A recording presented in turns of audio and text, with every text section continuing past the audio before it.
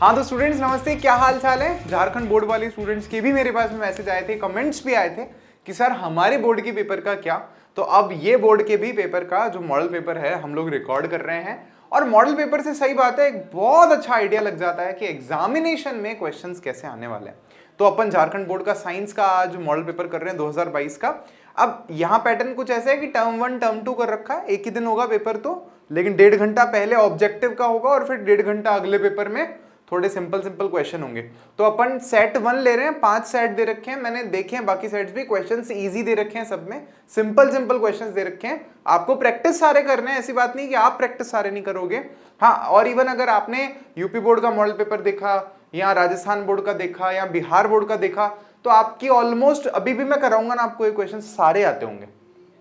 तो आप बढ़िया से तैयारी करो, कोई दिक्कत नहीं है ना, मजा ही आ जाने वाला है अपने को। और इस बार सबके बहुत अच्छे नंबर आने वाले हैं। और यार आप सबको ना फिर बताना है सबको, मतलब आपके जो दूसरे स्टूडेंट्स हैं उनको कि यार हमने ए लर्न एंड शेयर से हेल्प ली थी और इतने अच्छे हमारे मार्क्स आए हैं। और इसका श्रेय हमारे माँ बाप को जाता ही है, हमारे गुरु को जाता ही है, और लर्न एंड शेयर परिवार को भी अगर जाता है तो आपको बताना है दिल खोल करके सबको। और इस वीडियो को लाइक करना है, शेयर करना है, कमेंट करना है इस पर नीचे।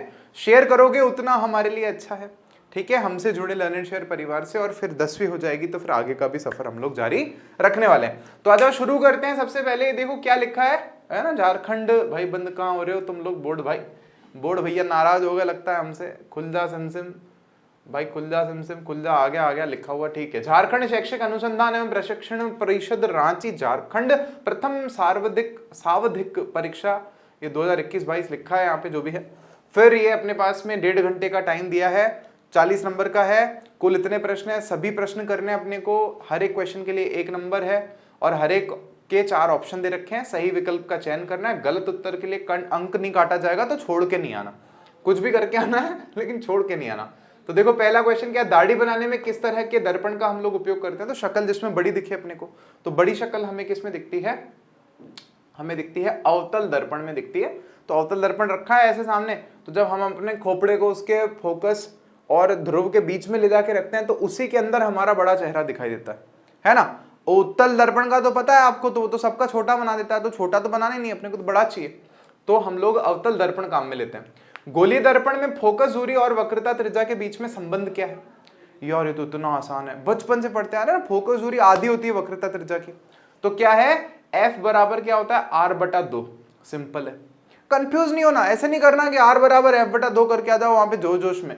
ये याद रखो ना यार, R जो है वो फोकस की डबल होती है, मतलब वो 2F होती है, तो F बराबर R/2 हो जाता है। फिर क्या दे रखा है अपने को, प्रकाश के अपवर्तन की क्रिया में कौन सी भौतिक राशि अपरिवर्तित रहती है। ये एक अच्छा क्वेश्चन है, कुछ एक अच्छे क्वेश्चन दे रखे हैं वो मैं बताऊंगा आप लोगों को, ऑब्वियस सी बात है।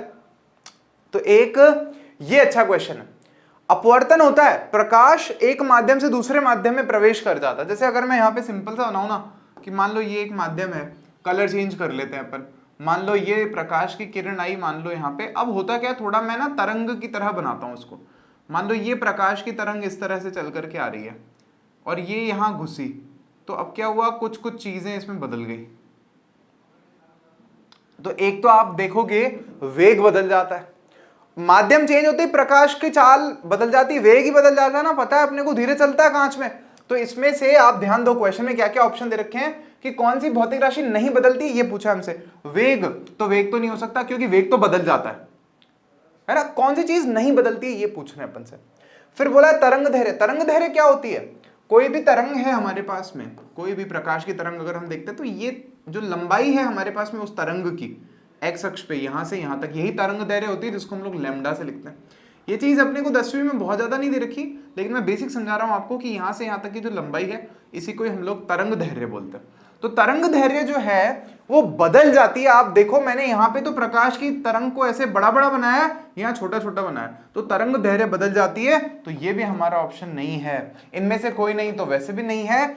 आवृत्ति जो है ना वो नहीं बदलती। आवृत्ति का क्या मतलब है, नंबर जो है ना तरंगों की संख्या, भाई कितने समय में कितनी तरंगों की संख्या पास हो रही है। तो जैसे अगर यहां से 5 तरंगें आ रही थी तो यहां से भी 5 तरंगें जा रही होंगी, कहने का मतलब इतना सा सेम समय में। तो तरंगों की संख्या पर फर्क नहीं पड़ता है, तो वही हमने लिख दिया यहाँ पे, आवृत्ति नहीं बदलती, फ्रीक्वेंसी जो है वो चेंज नहीं होती है। फिर क्या है, नेक्स्ट क्वेश्चन है हमारे पास में, अवतल दर्पण से परावर्तन के बाद किरण किस बिंदु से होकर के गुजरेगी। ये क्वेश्चन गलत है, क्वेश्चन गलत दिया है भाई जल्दबाजी में, ठीक है। ये प्रश्न है अवतल दर्पण से जो आने वाली किरणें ना, मुख्य अक्ष के समांतर आने वाली किरणें परावर्तन के बाद कहां से जाती हैं। तो मुख्य अक्ष के सामने आने वाली किरणें परावर्तन के बाद फोकस से होकर के गुजरती हैं। गुजर तो कहीं से भी सकती है यार आने वाली किरण, अगर वो सी से आ रही है तो सी से जाएगी, है ना, पी की तरफ आ रही है तो पी से ही वापस जाएगी, सी और एफ के मतलब वो तो कहीं से भी गुजर सकती है। इन्होंने क्वेश्चन अधूरा लिखा है, फिर भी मैं बता रहा हूं इनका मन ये होगा कि ये क्वेश्चन पूछना। नेक्स्ट देखो, किसी दर्पण से वस्तु को कहीं भी रखने से वस्तु के बराबर आकार का सीधा प्रतिबिंब बनता है, तो दर्पण कहां होगा। कह रहा है यार एक दर्पण है हमारे पास में, उसके सामने वस्तु को कहीं भी रखो हमेशा बराबर प्रतिबिंब बनेगा, है ना, जितने वस्तु का आकार है वही प्रतिबिंब का आकार होगा और सीधा प्रतिबिंब बनेगा हमेशा बराबर। बराबर तो भाई एक में ही बनता है, समतल दर्पण में और किसी में बनता ही नहीं, हमेशा बराबर। उत्तल अवतल का तो भाई बस की बात ही नहीं है यहाँ पे, तो हमारा आंसर हो गया समतल। छठा प्रश्न देखो, प्रकाश के अपवर्तन के कितने नियम है। बच्चों वाला सवाल है, 2 नियम होते हैं। सातवां प्रश्न देखते हैं, देखो अपन फटाफट से, 7 8 9 10 11 फटाफट देखो। तो 7th क्वेश्चन कह रहा है हमको, किसी गोली दर्पण की वक्रता त्रिज्या 50 सेंटीमीटर है तो उसकी फोकस दूरी कितनी होगी। यार बच्चों वाला क्वेश्चन पूछा, फोकस दूरी पूछ रहा है अपन से। यार एक बात बताओ, वक्रता त्रिज्या r बराबर क्या होती है, 2f होती है। यहां ऐसा लिखो, अभी ऊपर भी तो किया ही था ना, f बराबर क्या होता है, r/2 होता है ना, सिंपल है। तो हमसे फोकस दूरी तो पूछी है, तो फोकस दूरी f बराबर क्या होगा, r कितना है हमारे पास में, वक्रता त्रिज्या 50 दे रखी है, 50 सेंटीमीटर बटा 2 करोगे क्या आएगा, 25 सेंटीमीटर आएगा कि नहीं बोलो। तो ये आ गया हमारा 25 सेंटीमीटर। उत्तर खत्म करो। इसमें बस चोट कहां करता है, अभी तो इसने बोला नहीं, अभी बोल देगा चलते फिरते अवतल दर्पण की वक्रता त्रिज्या इतनी दे रखी है, उसकी फोकस दूरी क्या करो। अब प्रश्न में नहीं लिख के देगा कि अवतल जो वक्रता त्रिज्या है वो माइनस में कि प्लस में, उत्तर में पूछेगा, समझ रहे हो। उसने लिख दिया अवतल दर्पण, अब वहीं चाल खेल रहा है, अब लिखेगा वो +25 भी लिखेगा, -25 भी लिखेगा। यहां थोड़ी सी ट्रिक है, बाकी कुछ नहीं है। वहां बस ध्यान देना है कि यार वहां फिर लॉजिक पता होना चाहिए कि अवतल दर्पण है उसमें तो माइनस में होती है फोकस दूरी वक्रता त्रिज्या, लेकिन अगर हम बात करते हैं किसकी, उत्तल दर्पण की बात करते हैं, तो उसमें फोकस और वक्रता त्रिज्या दोनों कैसे होते हैं, पॉजिटिव होते हैं। तो ये चीज ध्यान रखने वाली है ना, ये अलग से बता रहा हूं मैं आपको कि आप उलझो ना कभी। नेक्स्ट देखो 8वां प्रश्न देखते हैं, 1 मीटर फोकस दूरी वाले उत्तल लेंस की क्षमता होगी। तो लेंस की क्षमता मान ले तो पावर हो गया ना, तो पावर P का सूत्र क्या होता है, पापा कहते हैं बड़ा नाम करेगा, बेटा हमारा ऐसा काम करेगा और बिटिया हमारी उससे भी बड़ा काम करेगी और देश में नाम रोशन करेगी, दुनिया में नाम रोशन करेगी, देश में नहीं दुनिया में नाम रोशन करेगी। तो P बराबर क्या है, 1/f है, ठीक है साहब। अब यहां शर्त क्या होती है कि जो फोकस दूरी हो ना वो मीटर में होनी चाहिए, तो इसने बोला 1 मीटर फोकस दूरी वाले उत्तल लेंस की। अच्छा भाई साहब, तो उत्तल लेंस देख लेते हैं एक बार अपन। उत्तल लेंस ये वाला होता है, तो यहां से प्रकाश किरण जाएगी, यूं जाएगी, तो मतलब फोकस यहाँ पे पॉजिटिव होती है ना, धनात्मक होता है। अब वो जो चीज मैंने बोली ना, वो देखो ये यहीं पर ही गेम खेल गया, ये वो चीज यहीं हो गई। तो क्या कह रहे हैं हम लोग यहाँ पे, आप नोटिस करोगे P बराबर कितना आ जाएगा मेरे पास में, 1/1, और ये मीटर में ही है, तो मेरे पास में पावर कितनी आ जाएगी, 1 डायप्टर आ जाएगी प्लस में, तो मेरा आंसर हो जाएगा B, 1 डायप्टर। अगर ये कह देता कि नहीं साहब अवतल उसकी इस बात हो रही है, अवतल लेंस की बात हो रही है, तो उस केस में हम लोग कहते हैं, तो भाई यहाँ पूरा लिखा पड़ा बड़ी मेहनत से जो किया मैंने वो सब गायब हो गया, कोई बात नहीं, आप समझ गए। तो हमारा 1 डायप्टर आंसर आ जाएगा, क्यों, क्योंकि P बराबर 1/f होता है। बस यही समस्या हो रही है, मैं ऊपर जब लिख रहा हूँ ना तो ये कुछ आ जाता है ऊपर से, ऑप्शन सारे कबाड़ कर देता है, अक्ल नहीं है ना इतनी, स्मार्ट बोर्ड कहने को स्मार्ट है। तो ये P बराबर 1/f होता है और उस हिसाब से अपन ने यहाँ पे 1 डायप्टर निकाल दिया। बस मैं आपको बता रहा हूँ यहाँ उत्तल है तो इसलिए 1 डायप्टर आया, लेकिन अगर अवतल लेंस बोलता तो क्योंकि फोकस माइनस में हो जाती तो क्षमता भी फिर हमारे पास में माइनस में आती। नेक्स्ट क्वेश्चन पे चलते हैं। नेक्स्ट क्वेश्चन है, किसी उत्तल लेंस की फोकस दूरी हमेशा होती है। उत्तल लेंस की फोकस दूरी अभी देखा यार, ये रहा उत्तल लेंस, यहाँ पे कोई वस्तु रखते हो आप तो इसकी फोकस दूरी कैसे पता चलती है कि इस तरफ जो है फोकस वो काम का होता है हमारे, तो इसकी फोकस दूरी हमेशा कैसे होती है, पॉजिटिव होती है। क्या बोलते हो, सिंपल है, नेक्स्ट क्या है हमारे पास में, प्रकाश का वेग कम से कम कहां पे होता है, न्यूनतम कहां होता है, तो सबसे धीरे कहां चलता है प्रकाश, तो देखो अगर हम निर्वात में बोलेंगे तो सबसे तेज चलता है, जल में उससे धीरे चलता है, फिर जल से अगर हम देखें तो वायु में थोड़ा तेज चलता है ना, लेकिन सबसे धीरे यहां पे अगर हम देखेंगे तो कांच में चलता है। कांच में न्यूनतम वेग होता है प्रकाश का, क्योंकि सबसे ज्यादा सघन माध्यम है, तो प्रकाश जितने ज्यादा सघन माध्यम में चला जाता है उतना ही वहां पे जाके धीरे हो जाता है। नेक्स्ट देखोगे 4D क्षमता वाले अवतल लेंस की फोकस दूरी कितनी होगी, ये भी सिंपल है, कर लेते हैं अपन। देखो 4D क्षमता दी है अपने को, P दिया है 4D, ठीक है, वाले अवतल लेंस। तो अब अवतल लेंस पता है बोलने के पीछे कारण क्या है, क्योंकि अवतल लेंस ना ऐसे होता है, सही बात है, तो अवतल लेंस की फोकस दूरी पीछे होती है, इस तरफ होती है, मतलब इसकी फोकस दूरी कैसी होती है, माइनस में होती है, तो हमें इसमें से माइनस में आंसर देना पड़ेगा। हालांकि इसने तो वो भी नहीं पूछा माइनस प्लस का, सारे इसने तो प्लस में दे दिए अपन को, कोई बात नहीं, अपन निकाल देंगे। तो फोकस कैसे निकालेंगे, अपन इसी सूत्र से निकालेंगे। तो यहाँ पे क्या हो जाएगा, इसलिए F बराबर क्या हो जाएगा, 1/P हो जाएगा, उसको ही उल्टा कर दिया ना, F यहाँ चला गया, P यहाँ आ गया, तो F बराबर 1/P हो जाएगा। तो 1/P कितना है हमारे पास में, 1/P की जगह आ जाएगा 4 डायप्टर, तो 4 का भाग 1 में दोगे तो कितना आता है, 0.25 मीटर आएगा, और इसको 100 से गुणा करोगे तो सेंटीमीटर में हो जाएगा, तो हमारा आंसर आ जाएगा 25 सेंटीमीटर। अब अगर मान लो 25 सेंटीमीटर प्लस में भी लिखा हुआ होता और माइनस में भी लिखा हुआ होता तो हमारा आंसर माइनस में होता, -25 सेंटीमीटर हमारा आंसर होता। ये समझने वाली बात है।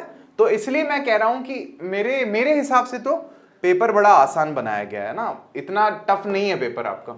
किसी उत्तल लेंस का फोकस अंतर 50 सेंटीमीटर है। अब इस शब्द से कभी डरना मत, फोकस अंतर सर पढ़ाया ही नहीं आपने, तो भाई शांति। फोकस अंतर बोला उसके ध्रुव से या उसके प्रकाशिक केंद्र से फोकस की दूरी को ये फोकस अंतर बोल रहा है, कोई लफड़े वाली बात नहीं। उत्तल लेंस का फोकस अंतर 50 सेंटीमीटर है, तो उसकी क्षमता होगी। तो सिंपल है भाई, क्या करना है हमें, फोकस अंतर, फोकस दूरी दे रखी है 50 सेंटीमीटर, मतलब F मेरे को दे रखा है इसने 50 सेंटीमीटर, ठीक है साहब। अच्छा किसके लिए बोला, उत्तल लेंस के लिए बोला, तो प्लस में ही आएगा, मेरे को कोई टेंशन नहीं है। अब इसको ध्यान से देखो, मेरे को मीटर में बदलना है, वो जरूरी चीज है यहाँ पे, क्योंकि फोकस दूरी अपने को मीटर में चाहिए होती है यहाँ पे। तो ये कितनी आ जाएगी मेरे पास में, 50/100 मीटर। अच्छा ये गलती से मैंने 0 एक और लगा दिया यहाँ पे, इसको हटा देते हैं यहाँ से, दोनों हट गए, कोई बात नहीं। तो ये 50/100 मीटर हो जाएगा, सेंटीमीटर को मीटर में बदल दिया मैंने, ये फोकस है मेरे पास में। अब P क्या है मेरे पास में, P है 1/F, ठीक है, तो इसको बटे में रखना है मेरे को, 1/50/100। समझ रहे हो आप मेरी बात में क्या कह रहा हूं, तो ये 100 ऊपर चला जाएगा ना, तो ये हो जाएगा 100/50, सही बात है। तो 50 का भाग 100 में दोगे तो कितनी बार जाएगा, 2D, तो हमारा आंसर कितना आ जाएगा यहाँ पर, 2 डायप्टर आएगा, और वो पॉजिटिव में ही आएगा, क्योंकि किसके बारे में बात चल रही है, उत्तल लेंस के बारे में हमारे पास में बात चल रही है, तो उत्तल लेंस में पॉजिटिव होती है हमारे पास में फोकस दूरी हमेशा। अच्छा नेक्स्ट देखो, प्रकाश का वेग सर्वाधिक कहां पर होता है, सबसे ज्यादा कहां पर होगा, तो हम बोलेंगे निर्वात में। प्रकाश सबसे तेज कहां चलता है, निर्वात में चलता है, बाकी किसी में नहीं चलता। सेम क्वेश्चन पहले धीरे के लिए दिया, सेम तेज के लिए दिया, बच्चा समझाया क्या हमको। दिए गए प्रक्रम में कौन सा ऊष्माक्षेपी प्रक्रम है, ये जय प्रक्रम वाले चैप्टर में से है। तो देखो श्वसन है, पाचन है, उत्सर्जन है, संवहन है, किसमें ऊर्जा निकलती बनती, तो वो श्वसन है। ऊष्माक्षेपी का मतलब क्या है, जिसमें ऊष्मा बाहर निकलती है, तो जब श्वसन होता है तो ऊष्मा निकलती है, समझे, ऊर्जा बनती है। चिप्स के पैकेट में विकृत गंधिता से बचने के लिए कौन सी गैस डाली जाती है, ये पढ़ा है अपन ने पहले पार्ट में। विकृत गंधिता वो खराब हो जाती है चिप्स विप्स, तो ऑक्सीजन को हटा करके वहां पे नाइट्रोजन डालते हैं या अक्रिय गैस डालते हैं, तो हम कौन सी डालेंगे, वहां पे नाइट्रोजन गैस उसमें डालते हैं। N2 जो गैस होती है ना, वो तुलनात्मक रूप से अक्रिय होती है, क्रिया करती नहीं है, तो इसलिए इसको डालते हैं हम। तो 15 के बाद 16 क्वेश्चन है हमारे पास में, जंग लगना किस प्रकार की अभिक्रिया है। तो देखो यहाँ इंटरेस्टिंग है, वैसे जंग लगना ऑक्सीकरण अभिक्रिया है या उपचयन अभिक्रिया है, लेकिन यहाँ पर ऑप्शन है संयोजन, वियोजन, विस्थापन, द्विविस्थापन, तो हम कहेंगे यहाँ पर संयोजन अभिक्रिया है, क्योंकि जंग लगने की अभिक्रिया होती है आयरन लोहा Fe प्लस O2 ऑक्सीजन से अभिक्रिया जो है उससे Fe2O3 बनता है। वैसे तो प्रोडक्ट थोड़ा सा कॉम्प्लिकेटेड बनता है, लेकिन हमारी किताब में क्योंकि इतना ही दे रखा है तो हम उतना ही पढ़ेंगे। तो अब हमें यहाँ पे यही देखने को मिल रहा है कि संयोजन अभिक्रिया में क्या होता है, 2 या 2 से ज्यादा अभिकारक मिलकर के एकल उत्पाद का निर्माण करते हैं, एक प्रोडक्ट बनाते हैं, तो इसीलिए उस अभिक्रिया को हम लोग संयोजन अभिक्रिया कहते हैं। तो इसलिए ये भी किसका एग्जाम्पल है, संयोजन अभिक्रिया का एग्जाम्पल है। देत ताली तेरी मूंछ काली। दिए गए अभिक्रिया में किस पदार्थ का उपचयन हो रहा है, उपचयन किसका हो रहा है?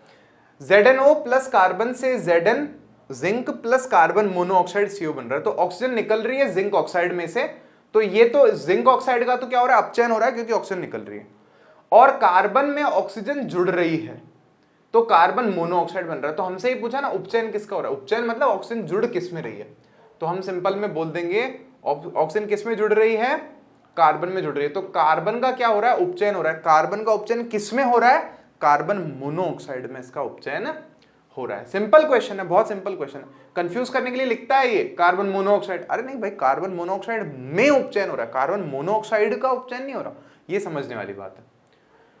देखो नेक्स्ट क्या है 18वां, दिया गया कौन सा रासायनिक समीकरण संतुलित है, दिया गया कौन सा रासायनिक समीकरण संतुलित है।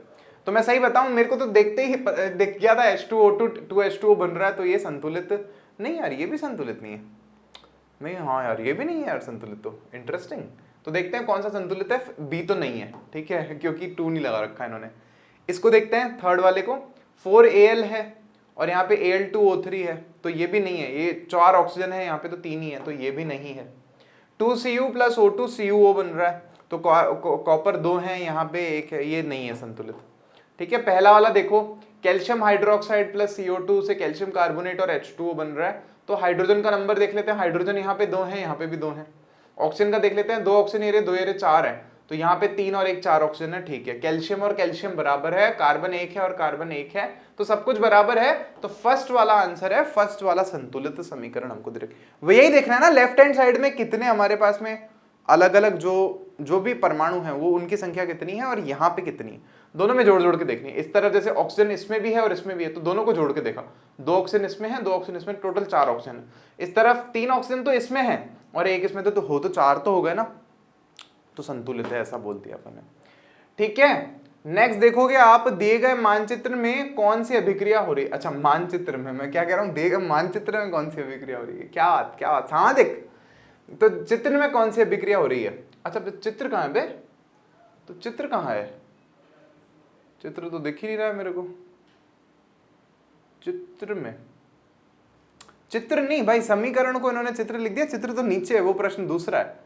ये यार कुछ भी कर रहे हैं आजकल, है मतलब जोश जोश में आके लिख रहे हैं क्या। तो कौन सी अभिक्रिया है, देखो Pb प्लस CuCl2 जो है वो PbCl2 प्लस Cu बना रहा है, तो Pb क्या कर रहा है, कॉपर को उसी के घर में से लात मार के बाहर निकाल रहा है, और ऐसी अभिक्रिया को हम लोग क्या बोलते हैं, विस्थापन अभिक्रिया बोलते हैं। बोलिए आज क्या आनंद की जय, थोड़ा और आनंद देंगे, अभी तुमको आधा हुआ है अभी, है ना, 40 प्रश्न है, अभी 20 पे आए हैं अपन।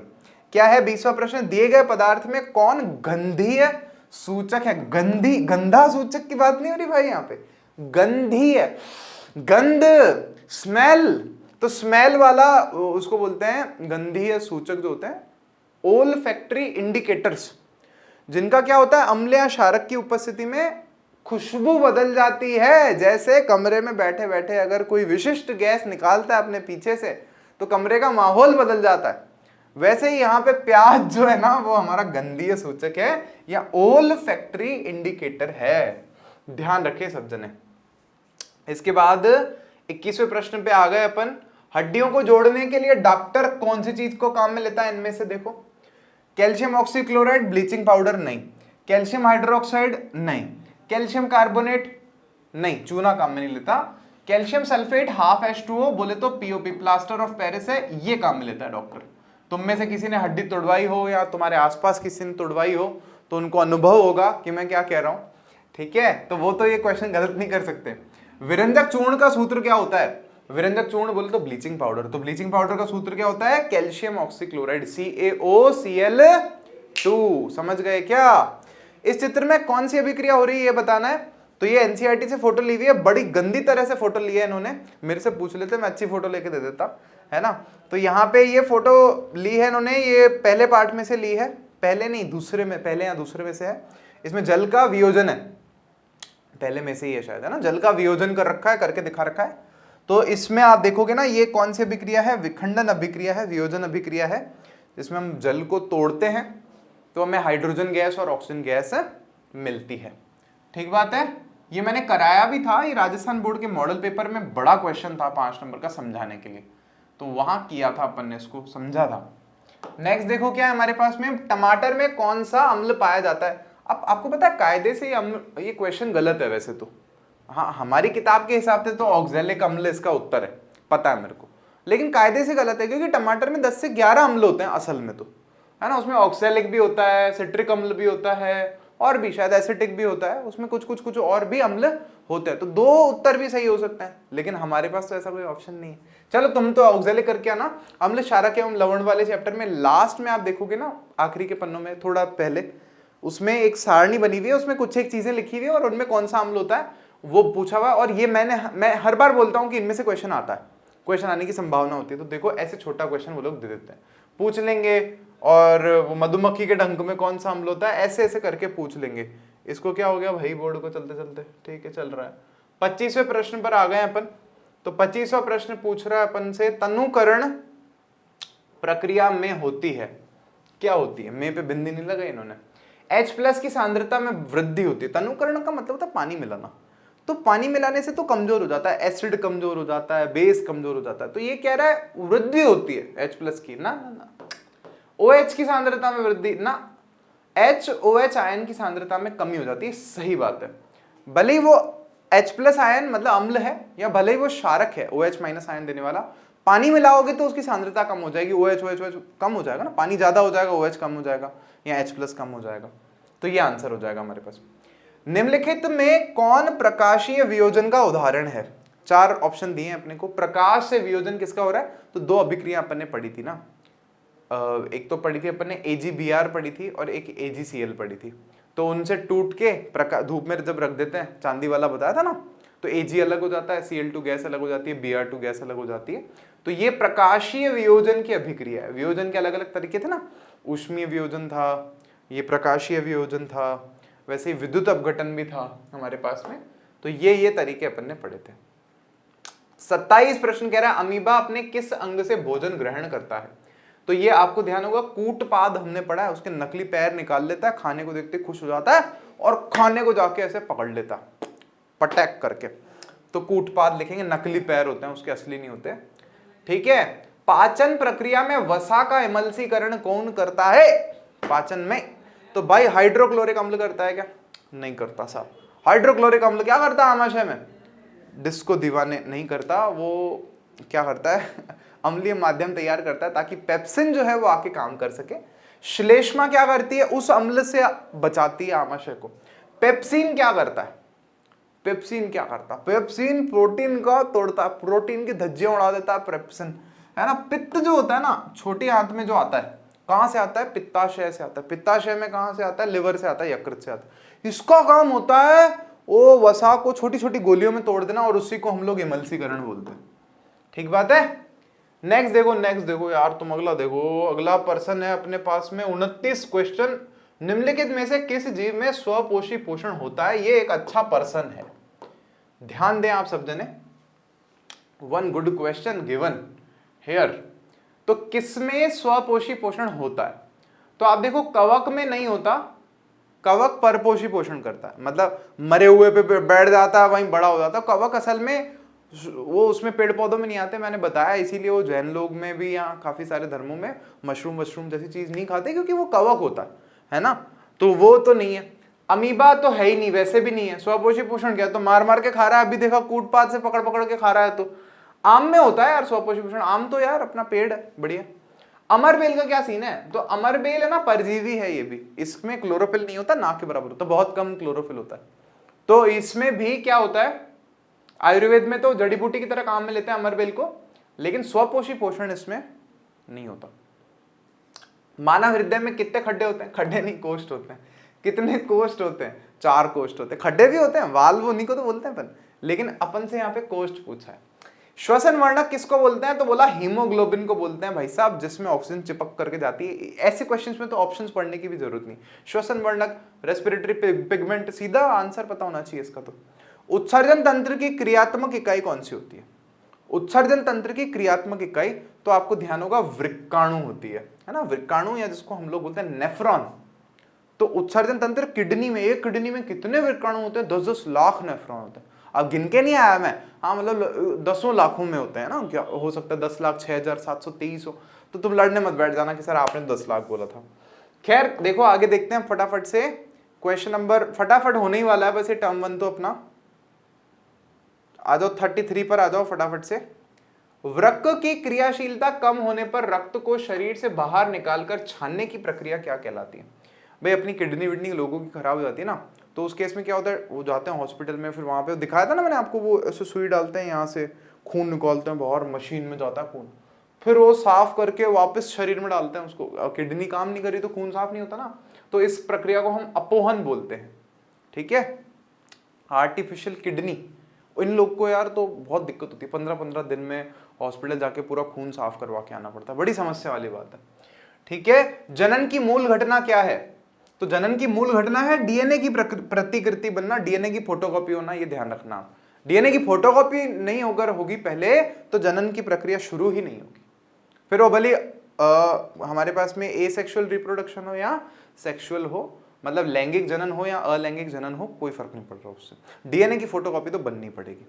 दिया गया मानचित्र, फिर मानचित्र आया कहां से भाई? दिया गया चित्र किस प्रकार के जनन को दर्शाता है? ये देख रहे हो फोटो, गंदी गंदी फोटो खींच के डाली यार इन्होंने, मेरे से पूछ लेते, मतलब साफ से नहीं खींची ना। तो क्या है फोटो, यहाँ पे आप देखोगे ना तो बहुखंडन को दिखा रहा है, बहु में ऊ की मात्रा गलत लगाई है। मतलब मेरे देश में मैं आपको क्या बताऊं यार, इतनी बुरी हालत है ना, बहुखंडन में वो ऊ की मात्रा उनको समझ में नहीं आ रहा कि बड़ी लगानी कि छोटी लगानी, जबकि वो राज्य है जहां पे हिंदी मातृभाषा है। मातृभाषा कहने का मतलब है बचपन से पैदा हुए हैं वही भाषा बोल रहे हैं, और उसी को ही हम इतना कबाड़ कर रखे हैं फिर दूसरी भाषाओं का, तो क्या उम्मीद करूं? ये वो लोग हैं जो बैठे हैं भाई कुर्सियों पे, जिनकी तनख्वाह लाखों रुपए है ना, वो लोग बैठे हैं वहां पे और पता नहीं क्या कर रहे हैं आसान आसान से पेपर बना रहे हैं, कुछ भी कर रहे हैं यहाँ पर। चलो देखते हैं, खैर अपन अगला देखते हैं।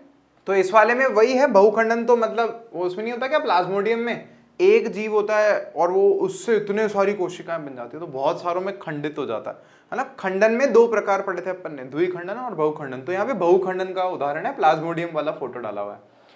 36 पे है, नर युग्मक तथा मादा युग्मक के संलयन को क्या कहते हैं? तो नर युग्मक और मादा, मेल गैमीट और फीमेल गैमीट के मिलने को हम लोग निषेचन बोलते हैं। ठीक है, फर्टिलाइजेशन इसको हम लोग बोलते हैं। 37 है, लड़कों में यौवनावस्था के लक्षणों का नियंत्रण कौन सा हार्मोन करता है? बहुत सिंपल है, टेस्टोस्टेरोन करता है। इंसुलिन तो वो डायबिटीज वाला होता है, प्रोजेस्टेरोन लड़कियों में होता है और थायरॉक्सिन गले का होता है, तो तीनों का उनका कोई रिश्ता नहीं है। हाँ, तो नेक्स्ट क्वेश्चन है अपना, सौर स्थिरांक का मान क्या होता है? ये थोड़ा अच्छा प्रश्न है यार, समझो पहले तो सौर स्थिरांक क्या होता है। होता क्या है कि सूरज से ऊर्जा निकल रही है हर सेकंड, इतनी सारी भयंकर ऊर्जा निकल रही है भाई साहब। अब वो ऊर्जा, सूरज इतना सा है, पृथ्वी यहाँ पे एक छोटे से दाने की जितनी इतनी दूर, तो ये ऊर्जा ऐसे ऐसे फैलती जाती है, फिर बड़ा एक यहाँ पे गोला बनता है जिसमें पृथ्वी भी है एक दाने जितनी।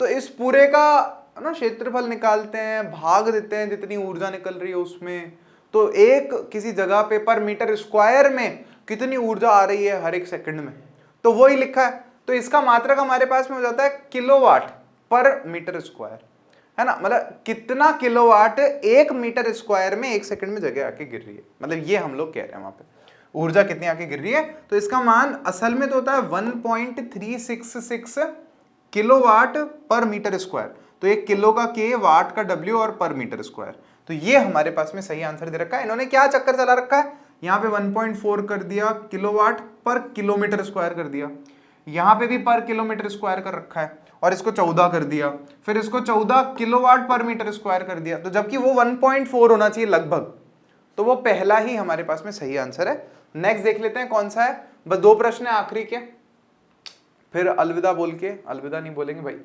फिर अपन सेकंड भी तो करेंगे ना, टर्म 2 भी तो करना है। तो देखो 39 कौन सा हमारे पास में, जैव गैस का मुख्य घटक क्या है?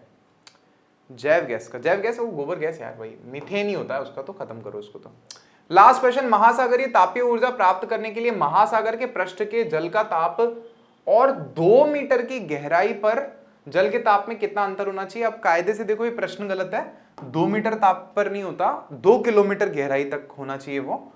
तो अब ये ज्यादा सही हो तो पता नहीं, एनसीईआरटी में तो 2 किलोमीटर छपा हुआ है सालों से, ठीक है, तो 20 डिग्री सेल्सियस तक का फर्क होना चाहिए। वैसे ये क्वेश्चन ही गलत है, क्योंकि इससे ज्यादा तो चलेगा, मतलब अगर इतना हो तो भी काम चल जाता है ना, इतना हो तो भी काम, जितना ज्यादा अंतर होगा वो तो बेस्ट है, उससे तो बल्कि जल्दी काम होगा हमारा, कम से कम इतना अंतर होना चाहिए। तो ये प्रश्न बनाते वक्त इन लोगों ने दिमाग नहीं लगाया। मेरे को समझ में नहीं आ रहा कि हमारे देश की शिक्षा व्यवस्था को हो क्या रहा है। मतलब स्तर बढ़ना चाहिए ना, स्तर कम क्यों होता जा रहा है। अब भाई ये लोग, तुम जब तक तुम जैसे होशियार होनहार लोग नहीं आएंगे ना यहाँ पे व्यवस्था में, नेता बनकर के, शिक्षा नीतियां जब तक आकर के नहीं बनाएंगे, देश की किताबें जब तक आकर के और अच्छी नहीं करेंगे, तब तक देखो ये गड़बड़ होती रहेगी।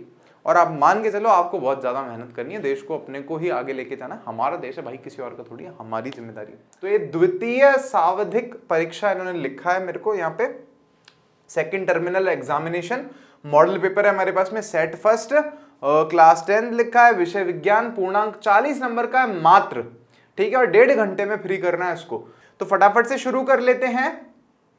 इसके अलावा अगर आपने अभी तक वो वीडियो नहीं देखा है छोटा सा, जिसमें मैंने बताया कि आंसर अच्छे से कैसे लिखना है, तो भाई वो जरूर देखना है, फिर उससे हेल्प मिलेगी बहुत ज्यादा आपको। वो सबके लिए बनाया, सारे स्टूडेंट्स के लिए यूनिवर्सल वीडियो बनाया है वो मैंने, सारे बोर्ड्स के जो स्टूडेंट्स हैं वो उसमें जो जो चीजें मैंने बातें बताई है वो नोटिस कर सकते हैं, और मार्क्स उनके अपने आप बढ़ जाने हैं पेपर में, ये तय है। मान करके चलो 70 आने थे तो 80 आएंगे, 80 आने थे तो 90 आएंगे, मान के चलो। तो अब देखो फटाफट से पहला प्रश्न, यहाँ देखो बच्चों वाला प्रश्न दे रखा है अपने को, विद्युत आवेश का ऐसा ही मात्रक लिखिए, एक इलेक्ट्रॉन पर कितना विद्युत आवेश होता है ये बताइए। तो ये तो हंसते खेलते अपन यूं ही बता देंगे।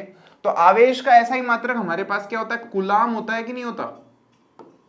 तो यहाँ कूलाम लिख दिया मैंने बड़ा बड़ा, सी से दर्शाते हैं इसको, ब्रैकेट में सी भी लिख दो, खुश रहे लोग। और एक इलेक्ट्रॉन पर कितना विद्युत आवेश होता है तो हमें बचपन से पता है, 1.6 गुणा 10 की घात -19 कूलाम, ठीक है, इतना आवेश होता है। और एक इलेक्ट्रॉन पर ऋणात्मक आवेश होता है, तो हमें यह बात मेंशन करनी चाहिए कि एक इलेक्ट्रॉन पर ऋणात्मक 1.6 गुणा 10 की घात -19 कूलाम ऋणात्मक आवेश एक पर होता है। ये बात ध्यान देने वाली है। कुछ एक स्टूडेंट्स हो सकता है ऋणात्मक लिख के ही नहीं है, तो नंबर काट सकते हैं टीचर उनके। प्रोटॉन पे पॉजिटिव होता है, इलेक्ट्रॉन पे नेगेटिव होता है, होता दोनों पे बराबर है, नंबर यही होता है, लेकिन यहां ऋणात्मक है इलेक्ट्रॉन पे और प्रोटॉन पे धनात्मक है। नेक्स्ट क्वेश्चन देखते हैं फटाफट से। अच्छा हाँ, एक छोटी सी चीज, इसको लिखने का तरीका क्या होगा, तो आप लिखेंगे विद्युत आवेश का ऐसा ही मात्रक डैश कूलाम सी, फिर नीचे लिखेंगे एक इलेक्ट्रॉन पर आवेश, फिर आप लिखेंगे -1.6 गुणा 10 की घात -19 कूलाम, या फिर आप लिखेंगे 1.6 गुणा 10 की घात -19 कूलाम ऋणात्मक आवेश, दोनों सही है। फिर क्या हमारे पास में, वोल्टमीटर का प्रयोग कौन सी भौतिक राशि मापने के लिए किया जाता है। वोल्टमीटर से क्या नापते हैं अपन, वोल्टेज नापते हैं ना। वोल्टेज मतलब क्या, विभवांतर, तो विभवांतर नाप रहे हैं, वोल्टेज भी लिख दोगे तो एक बार के लिए गलत नहीं है, लेकिन वैज्ञानिक भाषा विभवांतर है, ठीक है, पोटेंशियल डिफरेंस। विभवांतर नापने के लिए हम लोग वोल्ट मीटर का उपयोग करते हैं। इसे विद्युत परिपथ में किस तरह से संयोजित किया जाता है, तो हमें पता है अमीटर को कैसे जोड़ते हैं, श्रेणी में सीधा सीधा जोड़ देते हैं। वोल्ट मीटर को कैसे जोड़ते हैं, पार्श्व क्रम में उसको जोड़ते हैं फटाफट से अपन। तो इसको हम लोग जोड़ते हैं समांतर क्रम बोलो या पार्श्व क्रम बोलो, एक ही बात है, करेक्ट। तो इन समांतर क्रम वी जोड़ दिस। खैर अंग्रेजी नहीं घुसानी हमें इतनी गंदी वाली, मतलब इंग्लिश में अच्छे से लिख सकते हैं, मैं मजाक कर रहा हूं यूं ही। अब देखो नेक्स्ट क्या है, एक ऐसी धातु का उदाहरण दीजिए जो कमरे के ताप पर द्रव अवस्था में पाया जाता है। यार तो इतना आसान क्वेश्चन है, क्या बताएं यार तुमको, यार मजा ही नहीं आता यार ऐसे तो। फटाफट देखो, ये Hg लिखोगे, इसमें मरकरी पारा, वही डॉक्टर बीपी नापते हैं करके वो चढ़ता पारा ऊपर। अब पारा लिक्विड स्टेट में है, धातु है ना, लेकिन कैसा है, लिक्विड स्टेट में है, कमरे के तापमान पर। अब है ना कुछ एक स्टूडेंट्स यहाँ सर ब्रोमीन, सर ब्रोमीन, अरे भाई ब्रोमीन अधातु है, समझो आप, अधातु को पिक्चर में मत लाओ अभी, अभी आप केवल धातु को पिक्चर में लाओ। तो उदाहरण हमारे पास में हो गया। फिर क्या हमारे पास में कह रहा है, एल्काइन का सामान्य सूत्र बताओ, प्रश्न संख्या 4 में। कितने आसान क्वेश्चन है। एल्काइन का सामान्य सूत्र 3 ही तो याद करवाए थे मैंने आपको, एल्केन का, एल्कीन का और एल्काइन का। तो एल्काइन का बता दो इसको। अब एल्काइन में क्या होता है, हाइड्रोजन सबसे कम होता है, तो तीनों सूत्रों लॉजिक लगाओ यार, सबसे कम किस में होता है हाइड्रोजन, तो कैसे बनाएंगे, तो ऐसे बनाएंगे क्या, CnH2n-2 -2, भाई एल्केन का तो होता है +2, फिर एल्कीन का होता है +2 -2 कुछ नहीं होता, CnH2n होता है बस। और फिर तीसरा जो है हमारे पास में एल्काइन का, तो उसमें हम लोग क्या करते हैं CnH2n-2 लिख देते हैं, सिंपल सी बात है यार। फिर उसके बाद देखो हमारे पास में क्या है, मेंडल ने अपने प्रयोग के लिए किस पौधे को चुना। अब ये क्वेश्चन मेरे को बताओ यार, ये तो यही चाह रहे हैं कि बच्चे फ्री फोकट में पास हो जाए है, ऐसा प्रश्न कौन पूछता है? मतलब ये कोई भी बता सकता है यार, कोई भी बता सकता, किस पौधे का प्रयोग किया? भाई साहब ये पूछ लेते कि मटर के पौधे का प्रयोग क्यों किया, तो क्वेश्चन में थोड़ा वजन आ जाता।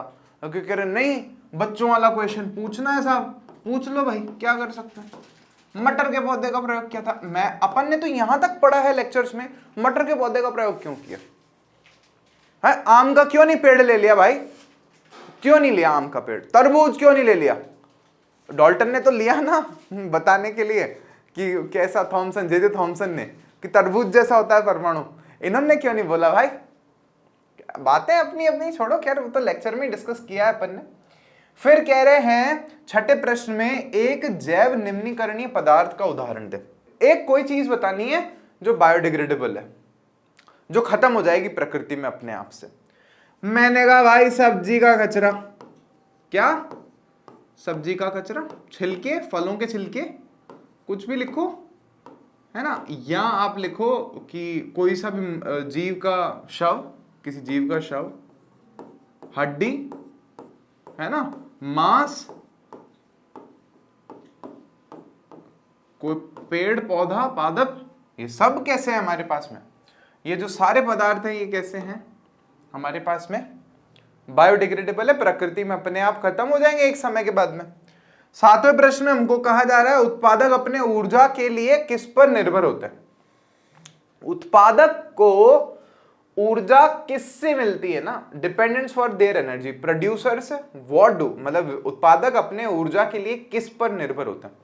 तो ऊर्जा उत्पादक को कहां से मिलती है एग्जैक्टली? केवल एक सोर्स है ऊर्जा का, और कोई स्रोत नहीं है। ऊर्जा का स्रोत जो है कौन सा है बोलो? ये है सन, सूर्य, दैट्स इट। हाँ, हम लोग आर्टिफिशियल लाइट भी दे सकते हैं, मतलब समझना अल्टीमेटली तो सूरज ही है। मतलब आपने पौधा होगा रात को, आप उसके बल्ब लगा के खड़े हो गए। अब आप एक सोच के देखो, बल्ब में लाइट कहां से आई? तो जिस भी तरह से आई है उसमें कैसे ना कैसे करके सूरज का योगदान है, तो अल्टीमेटली तो सूरज से आ रही है ऊर्जा, ये आप मान करके चलें। तो ये हो गया हमारे पास में पहला सेक्शन हो गया, 2-2 नंबर के क्वेश्चंस थे इसमें, कर लिए अपन ने सिंपल में। अब बढ़ रहे हैं, देखो आगे बढ़ रहे हैं। नेक्स्ट क्या दे रखा है अपने को क्वेश्चन यहाँ पे? तो अब सेक्शन बी में अपने को अगला क्वेश्चन कह रहा है, क्वेश्चन नंबर 8 है, 1 एम्पियर की परिभाषा लिखिए, किसी परिपथ में धारा की गणना करें यदि 500 कूलाम आवेश 10 मिनट में इससे होकर गुजरता है। ठीक है, और यहाँ पे बोला इन्होंने कोई 5 ही करने अपने को, मतलब जो भी ये सेक्शन बी है पूरा का पूरा, उसमें से केवल अपने को 5 करने, सारे नहीं करने। तो 1 एम्पियर की परिभाषा क्या होगी, मैं समझा रहा हूं आपको, समझो और फिर लिख लेना, अपने से बना के लिख लेना, रटने की जरूरत ही नहीं है, रत्ती भर जरूरत नहीं रटने की। ऐसा जब भी सामने आना बोला 1 एम्पियर, तो आप सोचो कि यार आई बराबर क्या होता है ना, तो आप बोलोगे आई बराबर होता है Q/T होता है। ठीक है, तो 1 एम्पियर, ये जो करंट का मात्रक है एम्पियर, वो 1 कब होगा? जब आवेश कितना हो हमारे पास में, 1 कूलाम हो, और टाइम कितना हो हमारे पास में, 1 सेकंड हो। तो अपने आप हमारे पास जो मान है करंट का वो 1 एम्पियर हो जाता है। यही बात है। तो आप लिखेंगे जब किसी चालक तार में किसी एक बिंदु से 1 सेकंड में 1 कूलाम आवेश प्रवाहित हो। वापस सुनो, एक तार है मेरे पास, तार है हाथ में यार, ये करंट जा रही है इसमें से। मैंने कहा इस बिंदु पे आके मैंने चेक किया, इस बिंदु पे, कोई सा बिंदु मान लो उस तार पे P, तो उस तार के उस P बिंदु पर अगर ऐसा है कि 1 सेकंड में जो आवेश प्रवाहित हो रहे हैं उस बिंदु से जो पास होके जा रहे हैं उन आवेशों का मान 1 कूलाम आवेश के बराबर है, तो हम बोलेंगे कि उस चालक तार में जो विद्युत धारा बह रही है उसका मान 1 एम्पियर है। हो गई परिभाषा 1 एम्पियर की। ऐसे बना लो हमेशा, एक वोल्टेज बोले तो याद करना है वोल्टेज का फॉर्मूला क्या है, V बराबर W/Q। तो बोले W को 1 कर देंगे, 1 जूल कर देंगे, और नीचे Q है उसको 1 कूलाम कर देंगे, तो वहां पे हमारे पास में वोल्टेज का भी 1 वोल्टेज की 1 वोल्ट की परिभाषा हम वहां से बना लेंगे। कोई सा भी आपसे बोले 1 वाट शक्ति का क्या मतलब है, आप याद करेंगे P बराबर क्या होता है, W/T होता है। तो साहब W बराबर W का मात्रक जूल होता है, समय का सेकंड होता है। तो अगर 1 जूल कार्य 1 सेकंड में हो रहा है तो शक्ति कितनी है? 1 वाट। ऐसे बना सकते हो आप। फिर नेक्स्ट इसमें हमसे पूछा है इसने कि अगर किसी परिपथ में धारा की गणना करनी है अपने को, 500 कूलाम आवेश है, 10 मिनट में बह रहा है। अब यहां पे चक्कर बस इतना सा है, सूत्र यही वाला काम में लेना है। चक्कर क्या है कि टाइम जो है अपने को मिनट में दे रखा है, ये अपने पास में सेकंड में होना चाहिए कायदे से। तो 10 मिनट में कितने सेकंड होते हैं? तो हम देखेंगे कि यहाँ पे जो टाइम है उसमें आप नोटिस करेंगे 10 × 60 जब इसको करेंगे तो 600 सेकंड हमारे पास में हो जाएंगे। 1 मिनट में 60 सेकंड है, 10 मिनट में 600 सेकंड है, बात खत्म। पूछा क्या? आई पूछा है, तो आई बराबर क्या है? Q बटा T है, सही बात है। लिख दो यहां पे भी, आई बराबर Q कितना है? Q है 500 गुलाम, ठीक है, बटा समय कितना है आपके पास में? 600 सेकंड। तो ये 600 सेकंड, ये दोनों जीरो से दोनों जीरो खत्म हो गए, 6 का भाग दोगे 5 में तो कितने आएगा? तो यहाँ पे पॉइंट्स में आएगा अपने पास में, तो अपन लिखेंगे 0 पॉइंट, यहाँ पे 50 हो जाएगा, तो 6 8 48 होता है ना। तो 8 × 48 हुआ, फिर 2 बच गया, 0 लगेगा, तो 6 का भाग 20 में दोगे तो 3 बार जाएगा, 3 बार, फिर 3 3 3 8.833333 ऐसा आता जाएगा। तो ये ऑलमोस्ट लगभग इतना आंसर हो गया हमारे पास में। तो इतनी एम्पियर हमारे पास में विद्युत धारा यहाँ पे हो जाएगी, सही बात है। अब देखो नेक्स्ट क्वेश्चन की तरफ चलते हैं। नेक्स्ट क्वेश्चन है हमारे पास में, निम्नलिखित को स्पष्ट कीजिए। क्या है? किसी तार का प्रतिरोध उसके अनुप्रस्थ काट के क्षेत्रफल में परिवर्तन के साथ किस प्रकार परिवर्तित होता है? ये बच्चों वाला क्वेश्चन है, और यार मतलब मानोगे नहीं तुम, इसमें 2 क्वेश्चन पूछे, दोनों सेम, मतलब दोनों का आंसर सेम सही है। तो फिर 2 का क्वेश्चन कहां से हुए? वो तो एक ही क्वेश्चन हुआ। एक क्वेश्चन के 3 नंबर दे रहे हैं अपन को फ्री पॉकेट के। देखो कैसे करेंगे। किसी तार का प्रतिरोध उसके अनुप्रस्थ काट के क्षेत्रफल से में परिवर्तन के साथ किस तरह परिवर्तित होता है? तो हम कहेंगे प्रतिरोध और तार का अनुप्रस्थ काट का क्षेत्रफल जो है वो एक दूसरे के व्युत्क्रमानुपाती है। भाई क्या होता है? आर समानुपाती होता है लंबाई के, चालक तार की लंबाई के, और व्युत्क्रमानुपाती होता है किसके?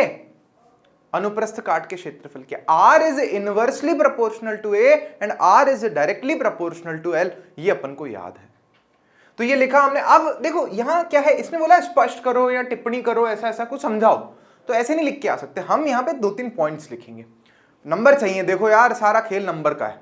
तो एक पहली लाइन हम लोग यहां पर लिखेंगे कि किसी तार का प्रतिरोध उसके अनुप्रस्थ काट के क्षेत्रफल के व्युत्क्रमानुपाती होता है। फिर उसके आगे हम ये चीज लिख देंगे। फिर अगला एक पॉइंट लिखाएंगे, इससे इसका अर्थ यह है कि जब तार का अनुप्रस्थ काट का क्षेत्रफल बढ़ता है, जब ये क्षेत्रफल बढ़ेगा तब क्या होगा? हम लोग नोटिस करेंगे कि हमारा जो प्रतिरोध है वो कम हो जाएगा। और जब हम बोलेंगे जब अनुप्रस्थ काट का क्षेत्रफल कम हो जाता है तो तार का प्रतिरोध बढ़ जाता है। ये बढ़ेगा, ये कम होगा, अगर ये कम होता है तो ये बढ़ेगा। एक चीज बढ़ेगी तो दूसरी चीज घटेगी, दूसरी चीज बढ़ेगी तो पहली चीज घटेगी, उल्टा संबंध है।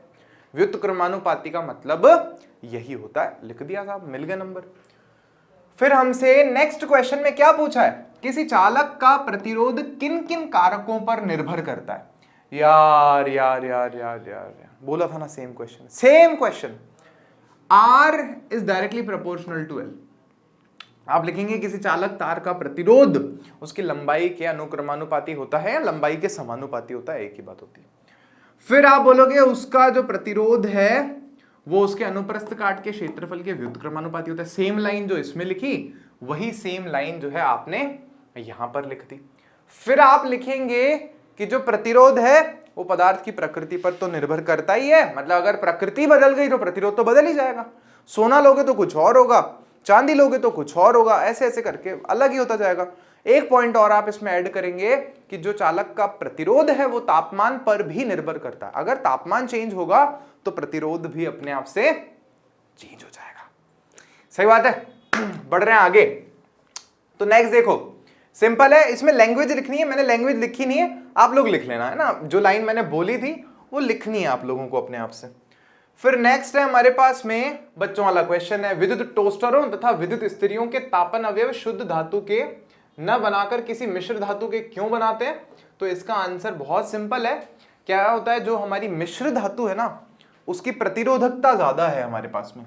तो मैं लिख देता हूं यहाँ पे, जो मिश्र धातु है इनकी प्रतिरोधकता के लिए मैंने रो का निशान बना दिया है यहाँ पे, ये ज्यादा होती है। मैंने सिंबल में समझा रहा हूं, आपको लाइन लिखनी है वहां पे।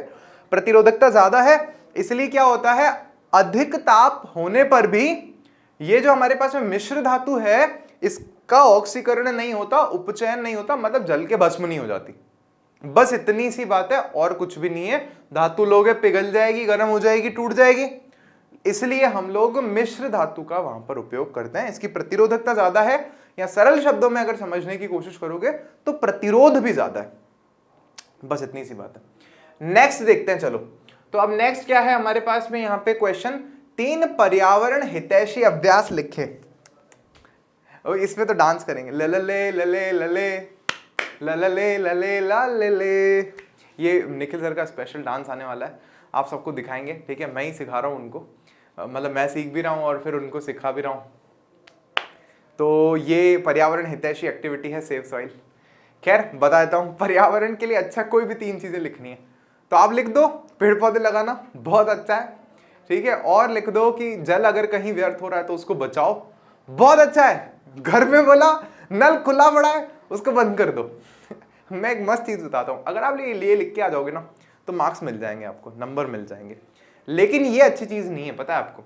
आप अगर अपने घर पे नल चालू करके बंद कर देते हो, उसको थोड़ा कम पानी काम में लेते हो, तो इससे आपके शहर का जो वाटर मैनेजमेंट सिस्टम है उनको भले ही फायदा मिलेगा, लेकिन इससे इकोलॉजिकल समस्या का समाधान नहीं हो रहा। इकोलॉजिकल मतलब वैश्विक स्तर पर अगर हम देखें तो समस्या है ग्लोबल वार्मिंग, वैश्विक स्तर पर देखें तो बाढ़ समस्या है, सूखा समस्या है। तो इससे सूखे की समस्या का हल नहीं हो रहा।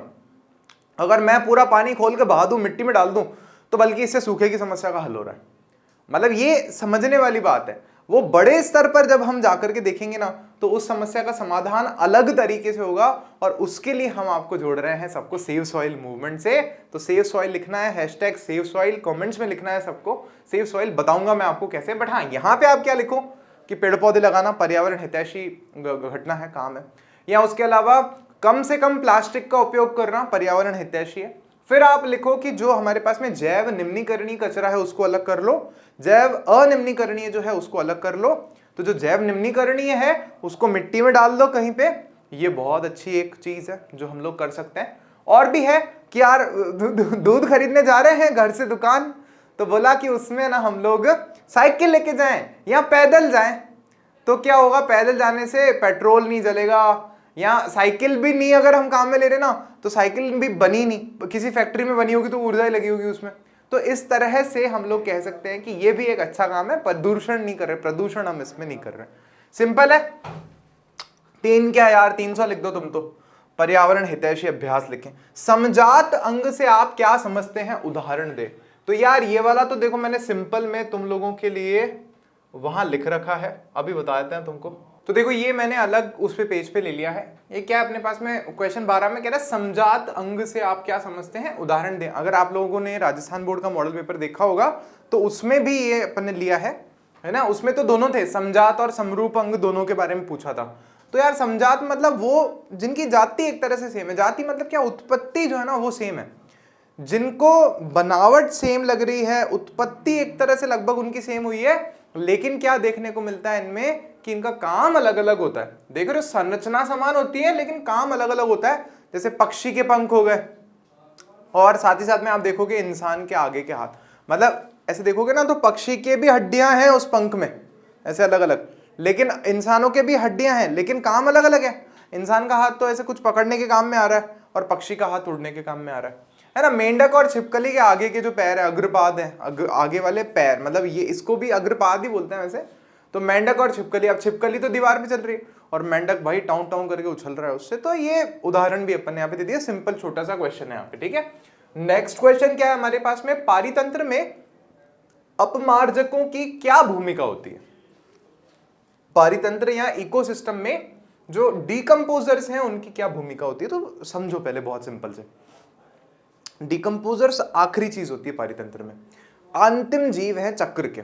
ये क्या करते हैं, कोई भी जीव मर गए या कोई भी ऐसा कुछ कंटेंट आ गया, ऑर्गेनिक कंटेंट, कार्बनिक जो भी हमारे पास में पदार्थ हैं वो मिट्टी में आ गए, तो ये जीव क्या करते हैं, ये अपमार्जक क्या करते हैं, उनको तोड़ तोड़ के एकदम सरल उत्पादों में वापस बदल देते हैं, है ना। जैसे बड़े बड़े कार्बन मॉलिक्यूल्स हैं, हाइड्रोकार्बन्स हैं, उनको तोड़ तोड़ के कार्बन डाइऑक्साइड में, पानी में, है ना, नाइट्रोजन का कोई ऑक्साइड में, ऐसे छोटी छोटी छोटी सरल चीजों में बदल देते हैं, ताकि वो जो सारी चीजें हैं वो वापस से पादपों को या जो बाकी जो छोटे छोटे जीवाणु हैं उनको मिल सके, जिससे कि क्या हो सके, जीवन का जो चक्र है वो फिर से चालू हो सके। तो ये रोल होता है हमारे पास में डिकम्पोजर्स का। डिकम्पोजर्स में कौन आते हैं, आपको ध्यान होगा, कवक जो होते हैं सारे के सारे डिकम्पोजर्स में आते हैं, या जिनको हम लोग अपमार्जक भी कहते हैं, और इनका एक और नाम है हमारे पास में जैव अपघटक भी, हम इनको ही बोलते हैं।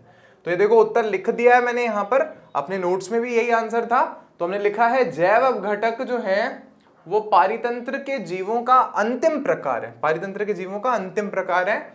सभी उत्पादक और उपभोक्ता अंततः तो मर ही जाते हैं भाई, सबको मरना है एक दिन, क्या कुछ नहीं बचना है यहाँ पे। इसीलिए कह रहे हैं भाई सेव सॉइल, कि मिट्टी एक ऐसी चीज है जो जीवन, मरी हुई चीज को जीवन में बदल देती है, ठीक है। तो देखो सबको मरना है, तो उत्पादक और उपभोक्ता सब मर जाएंगे, तब क्या होगा, ये जैव अपघटक इन्हें महत्वपूर्ण अकार्बनिक पदार्थों में बदल देते हैं। जैव अपघटक इन अकार्बनिक पदार्थों को पर्यावरण को पुनः प्रदान करते हैं। जैव अपघटक क्या करते हैं, इन अकार्बनिक पदार्थों को पुनः किसको दे देते हैं, प्रकृति को प्रदान कर देते हैं, पादपों को प्रदान कर देते हैं पर्यावरण में। तत्पश्चात ये पदार्थ उत्पादकों को आवश्यक पोषण प्रदान करते हैं। इस प्रकार ये जीवन के चक्र को पुनः प्रारंभ करने में सहायता करते हैं। जीवन का चक्का जो है इनसे चलता रहता है। उदाहरण अगर आपसे बोले तो आप लिख देना कवक, ठीक है। कवक, कवक खूब सारे हैं, मतलब इनमें बहुत कुछ है, ऐसे नहीं कि कवक एक है, बहुत सारे, ठीक है। फिर इसके बाद हम लोग आगे देख रहे हैं, नेक्स्ट क्वेश्चन हमारे पास में समजातीय श्रेणी क्या है, ठीक है, और उदाहरण के साथ समझाइए। अब आप, मैं करवा रहा हूं यहाँ पे आप लोगों को, लेकिन ये सेम क्वेश्चन राजस्थान बोर्ड वाले पेपर में भी था और शायद यूपी बोर्ड वाले मॉडल पेपर में भी था इसी साल, वो भी ऐसे भी नहीं कि किसी और साल की बात हो रही।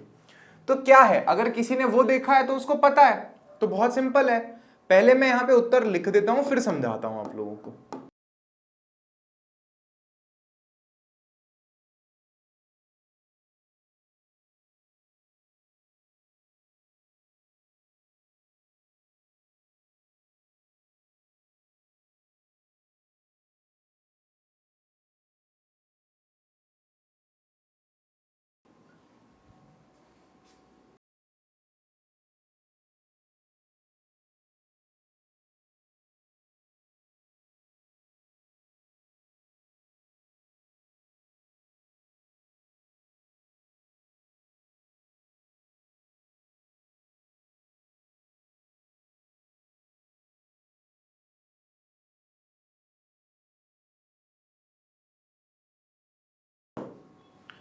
तो देखो क्या लिखा है मैंने यहाँ पे, वे हाइड्रोकार्बन यौगिक, बहुत सारे यौगिक हैं, तो वो सारे यौगिक जिनके रासायनिक गुणधर्म सेम हो, पहली बात। और दूसरी बात क्या होगा, इनका सामान्य सूत्र एक जैसा ही, एक ही होता है, सेम होता है सामान्य सूत्र। तो ये क्या करते हैं, एक समजातीय श्रेणी का निर्माण करते हैं। अच्छा उदाहरण के लिए समझते हैं अपन थोड़ा सा। जैसे उदाहरण पूछा ही है अपन से, तो हम यहाँ पर लिख देंगे कि यार इसका उदाहरण है एल्केन। भाई एल्केन में क्या देखने को मिलता है अपने को, कि इसका सामान्य सूत्र क्या है हमारे पास में, एल्केन का CnH2n+2। आप यूं लिखना, एल्केन लिखना उदाहरण में, फिर लिखना कि इसका सामान्य सूत्र है ये रहा, और फिर इसके उदाहरण लिख देते हैं अपन, है ना। इसके सदस्य कौन से हैं, इस श्रेणी के। तो सामान्य सूत्र हमारे पास में ये रहा, ऐसे सामने तीर के सामने लिखना, और फिर इसके अंदर भी हमारे पास में इसके जो उदाहरण है वो कौन से हैं, CH4 हो जाएगा, C2H6 हो जाएगा, है ना, या फिर हमारे पास में C3, 3 दूना 6 दूना 8, H8 हो जाएगा, C3H8। मैंने H3 कर दिया है, इसको C करके कर देते हैं सही। तो ये हो जाएगा C3H8, फिर हो जाएगा C4H10, ऐसे so on and so forth, ये चलता ही जाएगा। और भी चाहो तो उदाहरण दे सकते हो। अब इसमें अगर और भी हमें समझाना है तो हम कहेंगे कि जैसे जैसे क्या होता है किसी समजातीय श्रेणी में या होमोलोगस सीरीज में, अगर द्रव्यमान बढ़ता जाता है, जैसे जैसे हम अगले सदस्य पे जाते जाते हैं, तो हमें ये देखने को मिलता है कि उसका जो द्रव्यमान है परमाणु द्रव्यमान जो है या जो पूरे यौगिक का जो द्रव्यमान है वो बढ़ता जा रहा है। तो उसके बढ़ने के कारण क्या होता है, भौतिक जो उसके गुणधर्म होते हैं वो थोड़े थोड़े परिवर्तित होते जाते हैं। जैसे अगर हम गलनांक क्वथनांक की बात करें, या फिर हमें देखने को मिलता है विलेयता का जो गुणधर्म है ना घुलने का, वो भी थोड़ा बदलता जाता है। तो ये चीज हमको ऑब्जर्व करने को मिलती है यहाँ पर। ठीक है, सिंपल छोटा सा आंसर, स्वीट सा। बढ़ते हैं आगे अपन फटाफट से। इसमें उदाहरण और भी दे सकते हो, एल्कीन, एल्केन, एल्कीन, एल्काइन, तो ऐसे आप लिख करके उदाहरण दे सकते हो। नेक्स्ट देखते हैं। अब सेक्शन सी पर आ गए, बस अंत की तरफ बढ़ रहे हैं अपन यहाँ पर। तो क्या कह रहा है पेपर हमको, क्वेश्चन यहाँ पे किन्हीं 3 प्रश्नों के उत्तर करने, जितने भी दे रखे हैं उनमें से 3 का उत्तर करना है। श्रेणी क्रम संयोजन को परिभाषित करें। एक विद्युत परिपथ में 3 प्रतिरोधक जिनके प्रतिरोध क्रमशः R1, R2, R3 हैं को श्रेणी क्रम में जोड़ा गया है। विद्युत परिपथ का तुल्य प्रतिरोध के लिए व्यंजक प्राप्त करें। ये मेरे को लगता है कि हाँ एक स्टैंडर्ड क्वेश्चन है, एक फिक्स क्वेश्चन है, और ये दिया है तो कोई बात नहीं, अच्छी बात है। इससे पता चल जाता है स्टूडेंट ने कितना आत्मसात किया है, कितना उसके मन में है, कितना उसके दिमाग में है। तो कर देते हैं अपन इसको फटाफट से। देखो तो यहाँ पे इसका मैं उत्तर कर रहा हूं। सबसे पहले बोला श्रेणी क्रम संयोजन को परिभाषित करें। तो परिभाषित कैसे करेंगे वो आप सब जने ध्यान से देखें। तो हम लिखेंगे श्रेणी क्रम संयोजन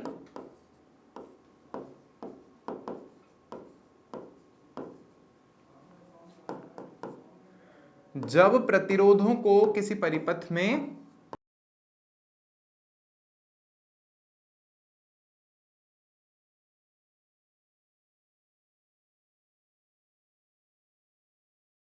चित्रानुसार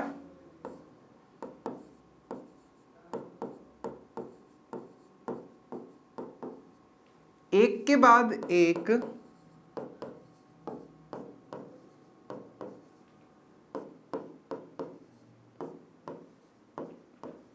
करके लगातार जोड़ा जाता है।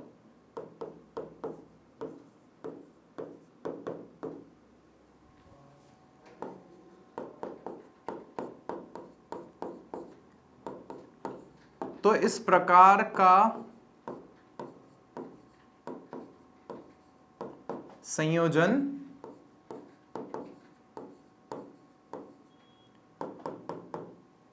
श्रेणी क्रम संयोजन कहलाता है। अच्छा चित्र बना लेते हैं, देखो फटाफट से एक, फिर वापस भी बनाना पड़ेगा वैसे तो चित्र, या फिर इसी चित्र से हम आगे का काम भी ले सकते हैं अपना। तो देखो कैसे करेंगे। मान लो जैसे हमारे पास में यहाँ पे हमने इस तरह से जोड़ा R1, फिर हमने जोड़ा इस तरह से R2, फिर हमने जोड़ा यहाँ पे R3, ठीक है, और यहाँ पे हमने बाकी चीज़ें जोड़ दी। मान लो जैसे एक एमीटर जोड़ दिया हमने यहाँ पे, एक हमने यहाँ पे बटन जोड़ दिया है, बैटरी जोड़ दी है हमने यहाँ पे, और तो बस इतना बहुत है। पॉजिटिव और ये नेगेटिव टर्मिनल, और ये यहाँ पर हमारे पास में है प्लस और ये माइनस, और एक करंट यूं बह करके जा रही है और यूं वापस आ रही है। ठीक है, ये वोल्टेज हो गया हमारे पास में, ये करंट हो गया हमारे पास में, प्रतिरोध हमें दे रखा है। तो अब देखो कुछ कुछ किताबों में जब आप पढ़ोगे ना तो इसको बहुत कॉम्प्लिकेटेड करके लिख रखा है। लिखेंगे कि जब चित्रानुसार हम R1 प्रतिरोध के एक सिरे को R2 प्रतिरोध से जोड़ रखे और R2 सिरे के दूसरे सिरे को प्रतिरोध के हम R3 प्रतिरोध के पहले सिरे से जोड़ रखे हैं और R3 प्रतिरोध के अंतिम सिरे को बैटरी से जोड़ रखे हैं। भाई क्या, कोई दिक्कत नहीं, ऐसे लिख सकते हैं। ठीक है कि लगातार जब हमने उनको एक के बाद एक जोड़ रखा है प्रतिरोधों को, तो हम इस प्रकार के संयोजन को क्या बोलेंगे, श्रेणी क्रम संयोजन बोलेंगे। यही लिखा है कि जब प्रतिरोधों को किसी परिपथ में चित्रानुसार एक के बाद एक करके लगातार जोड़ा जाता है तो इस प्रकार का संयोजन श्रेणी क्रम संयोजन कहलाता है। ठीक है साहब, आगे करते हैं। तो आगे हमको बोला एक विद्युत परिपथ में 3 प्रतिरोधक जिनमें R1, R2, R3 हैं को श्रेणी क्रम में जोड़ा गया है। ठीक है साहब, जोड़ दिया हमने, चित्र यही काम में ले लेंगे। विद्युत परिपथ का तुल्य प्रतिरोध ज्ञात करें ना, उसके लिए व्यंजक प्राप्त करें। तो आप यहां पे क्या करेंगे, ऐसे लिख सकते हैं तुल्य प्रतिरोध के लिए व्यंजक की गणना। ये स्टैंडर्ड बना देता है।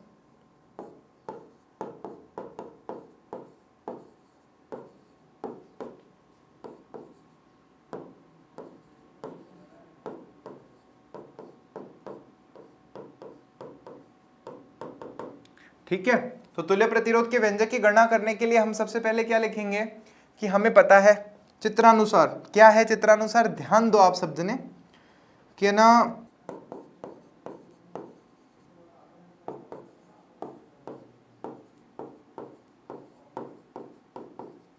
चित्रानुसार को कर दिया मैंने यहाँ पे परिपथ के अनुसार। तो इस परिपथ के अनुसार हमें देखने को मिल रहा है कि इसमें करंट R1 में से, R2 में से, R3 में से सेम बह रही है ना। यहां से भी करंट उतनी जाएगी, आई, यहां से भी उतनी आई, यहां से भी उतनी आई।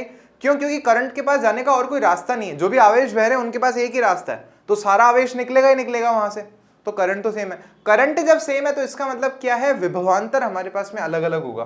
तो उस केस में हम लोग क्या कर सकते हैं, यहां पे ना विभवांतर ऐसे नापने के लिए अलग अलग लगा सकते हैं। V1, ठीक है, फिर हमने लगा दिया यहाँ पे V2, फिर हमने लगा दिया यहाँ पे V3। अब इसको मैंने ना अलग से और डिटेल में भी कराया है क्लासरूम्स में। तो वहां पे हम क्या करते हैं, इनको पॉइंट्स दे देते हैं, ठीक है, A B C D अलग अलग अलग अलग। जैसे ये A हो गया साहब, इसको B बोल दिया यहाँ पे, है ना, इधर हमने C बोल दिया, इधर हमने D बोल दिया। ऐसे ऐसे करके हम अलग अलग दे देते हैं। और फिर A D के बीच का प्रतिरोध की विभवांतर की बात कर लेते हैं हम लोग। तो मैं इतना नहीं लिख रहा, इतनी थ्योरी लिखना चाहो तो मोस्ट वेलकम, आप लिख सकते हो कि हमने चित्रानुसार परिपथ में एक बैटरी V, एक अमीटर A दिख रहा है जैसे जोड़ दिया है, R1 R2 R3 प्रतिरोध श्रेणी क्रम में जोड़ दिए हैं। पूरा लिख सकते हो आप चाहो तो, लिखना भी चाहिए कायदे से एग्जाम में। लेकिन आपको अगर मेन चीज ध्यान है ना, तो साइड की चीज है, ये आप प्रैक्टिस कर लोगे या आप लिख लोगे। थ्योरी तो आप लिख सकते हो ना, लॉजिक समझ में आना चाहिए। तो लॉजिक क्या है कि इस परिपथ के अनुसार हम देख पा रहे हैं कि V बराबर क्या है, V1 plus V2 plus V3 है। ये है हमारे पास में समीकरण नंबर, हमने इसको 1 बोल दिया। भाई क्या लॉजिक है कि ये टोटल वोल्टेज है इस पूरे में, इसका कुछ हिस्सा इसके पास है, कुछ हिस्सा इसके पास है, कुछ हिस्सा इसके पास है। तीनों का जब हम जोड़ देंगे तो टोटल ये वोल्टेज हमारे पास में आ जाएगा। पढ़े हैं क्लासरूम में अपन। तो अब एक काम करते हैं, बढ़ते हैं आगे। तो अब हम आगे क्या करेंगे, नेक्स्ट पेज पे मैं लिखूंगा। तो हम है ना इतने से परिपथ में अलग से ओम का नियम लगाएंगे, है ना। इतने से में अलग से लगाएंगे, इतने से में अलग से लगाएंगे। देखो कैसे कर रहे हैं। तो यहां लिखूंगा मैं R1 R2 व R3 के लिए अलग से ओम का नियम लगाने पर।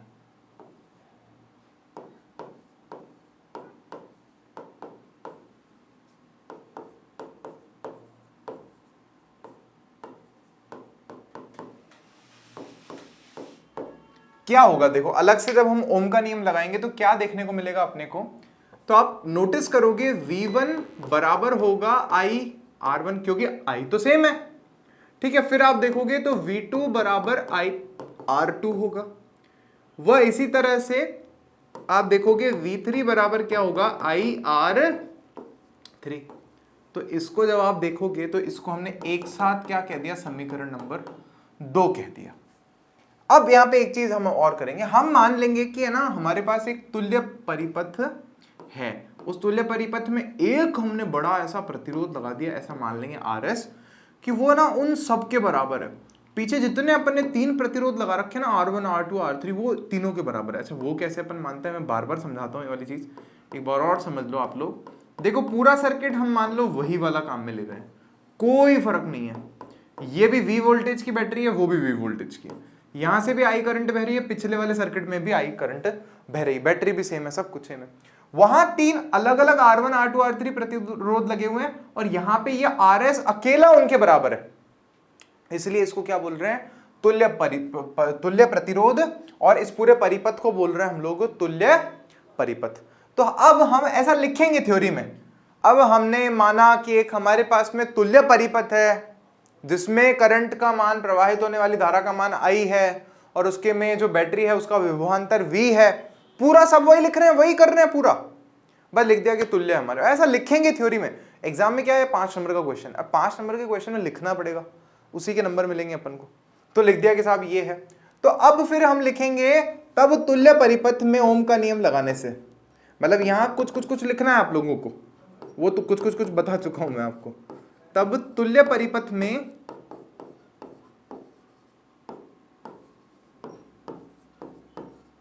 ओम का नियम लगाने से,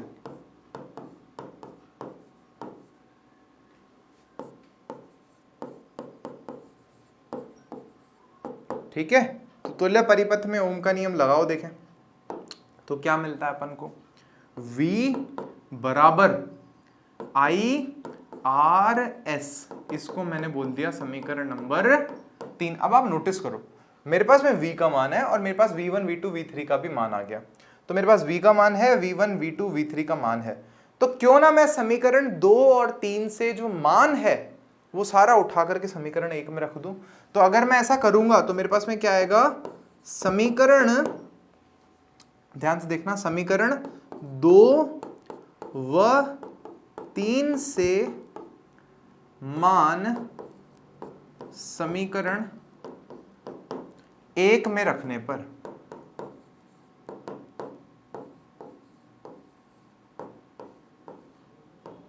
ठीक है। तो देखो रखो मान फटाफट से, तो क्या होगा हमारे पास में V का मान जब हम रखेंगे तो क्या आएगा, IRS आएगा बराबर V1 plus V2 plus V3 आएगा। तो ये तीनों मान रखने अपने को यहाँ पे, तो ये आएगा IR1 plus IR2 plus IR3, correct. इसमें आप क्या करोगे, कॉमन लोगे। तो देखो कॉमन कैसे लेंगे यार, मेरे को बड़ा अजीब लगता है। एक आध स्टूडेंट्स ने मेरे को बोल दिया कि सर आई आपने गुम कैसे कर दिया, यहाँ पे वो दाहिनी तरफ तो 3 बार आई लिखा हुआ है, बाईं तरफ तो सर 1 बार ही लिखा हुआ है, आपने गायब कैसे कर दिया सर 3 आई को 1 आई से। तो मैंने कहा यार अब मैं स्टेप वाइज ही बताऊंगा आपको, टेंशन ही मत लो आप, एक भी स्टेप कम नहीं करूंगा मैं। तो R1 plus R2 plus R3 ऐसे लिख सकते हैं। तो ये आई जो है आई से यहाँ पे कैंसिल हो जाएगा, तो हमारे पास में व्यंजक आ जाएगा अंततः क्या है, RS बराबर R1 plus R2 plus R3। तो किन्हीं 3 प्रतिरोधों के लिए तुल्य प्रतिरोध का जो व्यंजक है श्रेणी क्रम में अगर हैं वो तीनों प्रतिरोध, तो वो ये व्यंजक है। ये हमारा उत्तर आ गया। यहाँ पर थ्योरी मैंने पूरी नहीं लिखी है, थोड़ी सी मैंने गंदी राइटिंग में भी शायद आज लिखा है, लेकिन हाँ ठीक है, आप लोगों को सब्र से काम करना है। मेरे को तो इतने सारे मॉडल पेपर कराने और मेरे को तो सारे क्वेश्चन कराने होते हैं मॉडल पेपर में। मतलब ऐसा नहीं है कि लिखा है कि 7 में से 5 करो तो मैं भी 5 कर दूं काम चल जाएगा, नहीं, मेरे को तो सारे बताने हैं ताकि आपके सारे क्वेश्चंस रेडी हों और आप अच्छे से एग्जाम्स के लिए रेडी हो जाओ।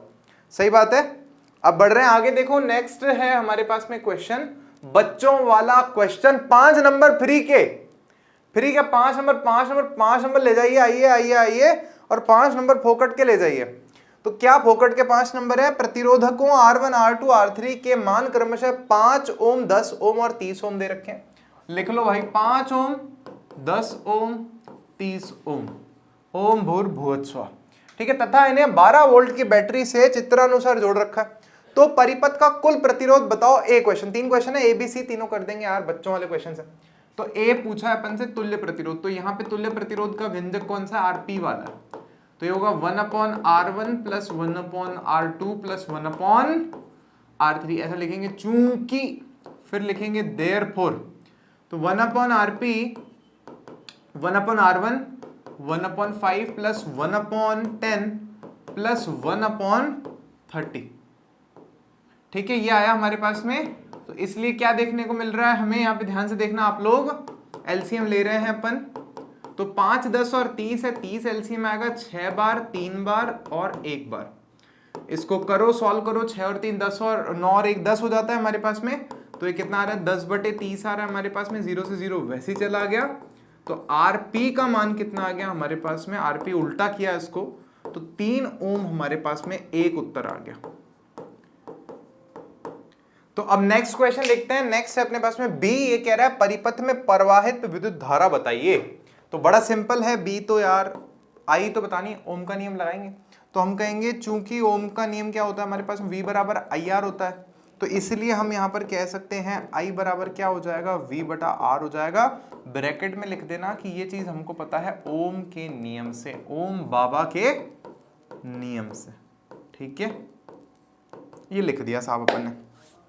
देयरफॉर ऐसा करके इम्प्लाइज दैट, इसके बाद नीचे करना है आपको, सामने नहीं करना, काम बता चुका हूं मैं आपको पहले भी। तो I बराबर V/R है, तो I कितना है आपके पास में, V का मान है यहाँ पे 12 और तुल्य प्रतिरोध R का मान कितना है आपके पास में 3, ये 3 का भाग दिया तो कितना आया आपके पास में 4 एम्पियर जो है उत्तर आ गया। एक और उत्तर आ गया भाई साहब हमारे पास, सिंपल। फिर इसके नीचे थर्ड क्वेश्चन कर रहे हैं। थर्ड क्वेश्चन देख लो, सी क्या है हमारे पास में, क्वेश्चन सी कह रहा है प्रत्येक प्रतिरोध से प्रवाहित विद्युत धारा परिकलित कीजिए। हर एक प्रतिरोध से कितनी विद्युत धारा जारी, क्योंकि ये समांतर क्रम में, तो यहाँ पे I1 जा रही होगी, यहाँ पे I2 जा रही होगी और यहाँ पे I3। अब करंट के पास रास्ता है ना, आई करंट यहाँ पे आई खड़ी होगी, सोच रही यार 3 रास्ते कहाँ जाए, थोड़ी यहाँ चली गई, थोड़ी यहाँ चली गई, थोड़ी यहाँ चली गई, तो कह रहा है कितनी कितनी कितनी जा रही है, ये बताओ। सही बात है। तो देखो ध्यान से देखो कैसे करेंगे, तो सिंपल है ना, ओम का नियम यहां अलग लगाएंगे, यहां अलग लगा देंगे और यहां अलग लगा देंगे, मतलब तीनों प्रतिरोध के लिए। तीनों के लिए अगर हम देखेंगे ना, तो हमारे पास में वोल्टेज तो सेम है, इसके लिए भी 12 वोल्टेज है, इसके लिए भी 12 वोल्टेज है और इसके लिए भी 12 वोल्टेज है, तो हमें बस I1 I2 I3 का मान वहां पर पता चल जाएगा।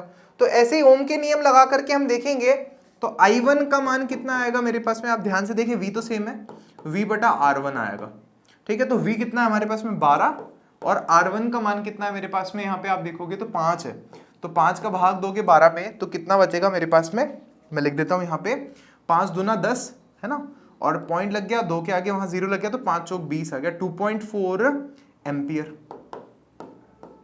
फिर छींक के बाद में फिर I2 का मान कितना आएगा हमारे पास में, तो ये होगा V2 बटा R2, और ये कितना होगा हमारे पास में, सॉरी V2 क्या, V तो V है ना, V तो सेम है सबके लिए, 12 ही है। R2 कितना है हमारे पास में, 10 है, तो 10 का भाग दोगे तो सिंपल में 1.2 एम्पियर आ जाएगा। इसी तरह से आप फाइनली I3 जब निकालेंगे तो वो आएगा V बटा R3, और V का मान कितना है हमारे पास में 12 ही है, R3 का मान कितना है हमारे पास में 30 है, तो 30 का भाग देना है अपने को 12 में, तो कैसे दे सकते हो आप लोग, 3 का भाग दे सकते हो, तो 3 चौक 12 हो जाएगा और 3 दहाई 30 हो जाएगा, और पॉइंट लगा दोगे सीधा ही, तो 0.4 एम्पियर हमारे पास में आंसर आ जाएगा। तो ये तीनों हमने उत्तर निकाल दिया। अब इन तीनों को जोड़ोगे ना, तो टोटल यही धारा आनी चाहिए, 4 एम्पियर आना चाहिए। आप करके देख लो, सही पता चल जाएगा कि सही किया कि नहीं किया। तो 2.4 और 1.2 किया तो 3.6 आ गया, और 3.6 में 0.4 ऐड करोगे तो 4 आ जाएगा, और 4 हमारी कुल धारा है पूरे के पूरे सर्किट में। मतलब जो काम हमने किया है वो बिल्कुल सही है, 5 नंबर पक्के हैं। क्या बोलते हो, ऐसे क्वेश्चन में मार्क्स नहीं कट सकते, कट ही नहीं सकते। टीचर 3 आंसर चेक करेगा, आई इतना है करेक्ट, ये लिखेगा आरपी इतना है करेक्ट, 3 देखेगा करेक्ट, 5 नंबर। कुछ दिमाग नहीं लगाना, टीचर फुल नंबर देने पड़ेंगे टीचर को यहां पर। नेक्स्ट क्वेश्चन देखते हैं, क्वेश्चन नंबर 17। क्वेश्चन नंबर 17 है, धातु तथा अधातु में रासायनिक गुणों के आधार पर अंतर स्पष्ट कीजिए। ये क्वेश्चन मेरे को थोड़ा अच्छा लगा आपके इस पेपर में, पेपर बड़ा ज्यादा आसान है, कुछ ज्यादा ही। ये मेरे को फिर भी ठीक लगा कि हाँ इतना तो कम से कम होना चाहिए। तो देखो करते हैं इस क्वेश्चन को। अब ये क्वेश्चन ना आसान भी हो सकता था, कह देते कि ना भौतिक गुणों के आधार पर बताओ, तो हम चालू हो जाते। धातुएं चमकदार होती हैं, धातुओं में धातु चमक नहीं होती है, धातुएं तन्य होती हैं, आघात वर्धनी होती है, ये और वो तो हम लिस्ट बना देते। लेकिन इन्होंने पूछ लिया रासायनिक गुणों के आधार पे, तो मेरे को पर्सनली लगा कि थोड़ा अच्छा क्वेश्चन पूछा है इन्होंने। तो सिंपल है, इसमें भी कोई ज्यादा भारी मामला नहीं है। तो एक तरफ आप लिखो धातु, बीच में खींचो ऐसे लाइन, और एक तरफ आप लिखो अधातु। यही तरीका है। इवन मॉडल क्या हमने जो नोट्स बना रखे हैं, नोट्स में हमने पढ़ा ही इसी तरह से, शुरू में जो मैंने पढ़ाया था आपको। तो देखो सबसे पहला अगर हम बात करें गुण की, कौन से गुण की, रासायनिक गुण की, तो हम ये कहेंगे कि जो धातु होती है ना, वो कैसी होती है, विद्युत धनी प्रकृति की। विद्युत धनी मतलब क्या है, इसको समझाना है आप लोगों को कि विद्युत धनी में क्या होता है, ये इलेक्ट्रॉन का त्याग करती हैं और खुद धनायन बना देती हैं। मतलब फॉर एग्जाम्पल अगर मैं बात करूं Na की, तो Na क्या करता है, Na प्लस बना लेता है और इलेक्ट्रॉन बाहर निकल देता है। तो विद्युत धनी मतलब क्या है कि ये धनायन बना लेती हैं इलेक्ट्रॉन का त्याग करके। तो ये चीज हमें लिखनी है वहां पे ना, थ्योरी में मैं बता रहा हूं, आप लोगों को लिखनी है। फिर इसके बाद क्या है, इस तरफ हम लोग क्या लिखेंगे कि जो अधातुएं हमारे पास में, ये विद्युत ऋणी प्रकृति की हैं या विद्युत ऋणात्मकता प्रदर्शित करती हैं, ऋणी प्रकृति। मतलब क्या है, ये क्या करती हैं, इलेक्ट्रॉन लेके ऋणायन बना लेती है ना, नेगेटिव वाला। जैसे क्लोरीन हो गया हमारे पास में, तो क्लोरीन इलेक्ट्रॉन लेता है और Cl माइनस बना देता है।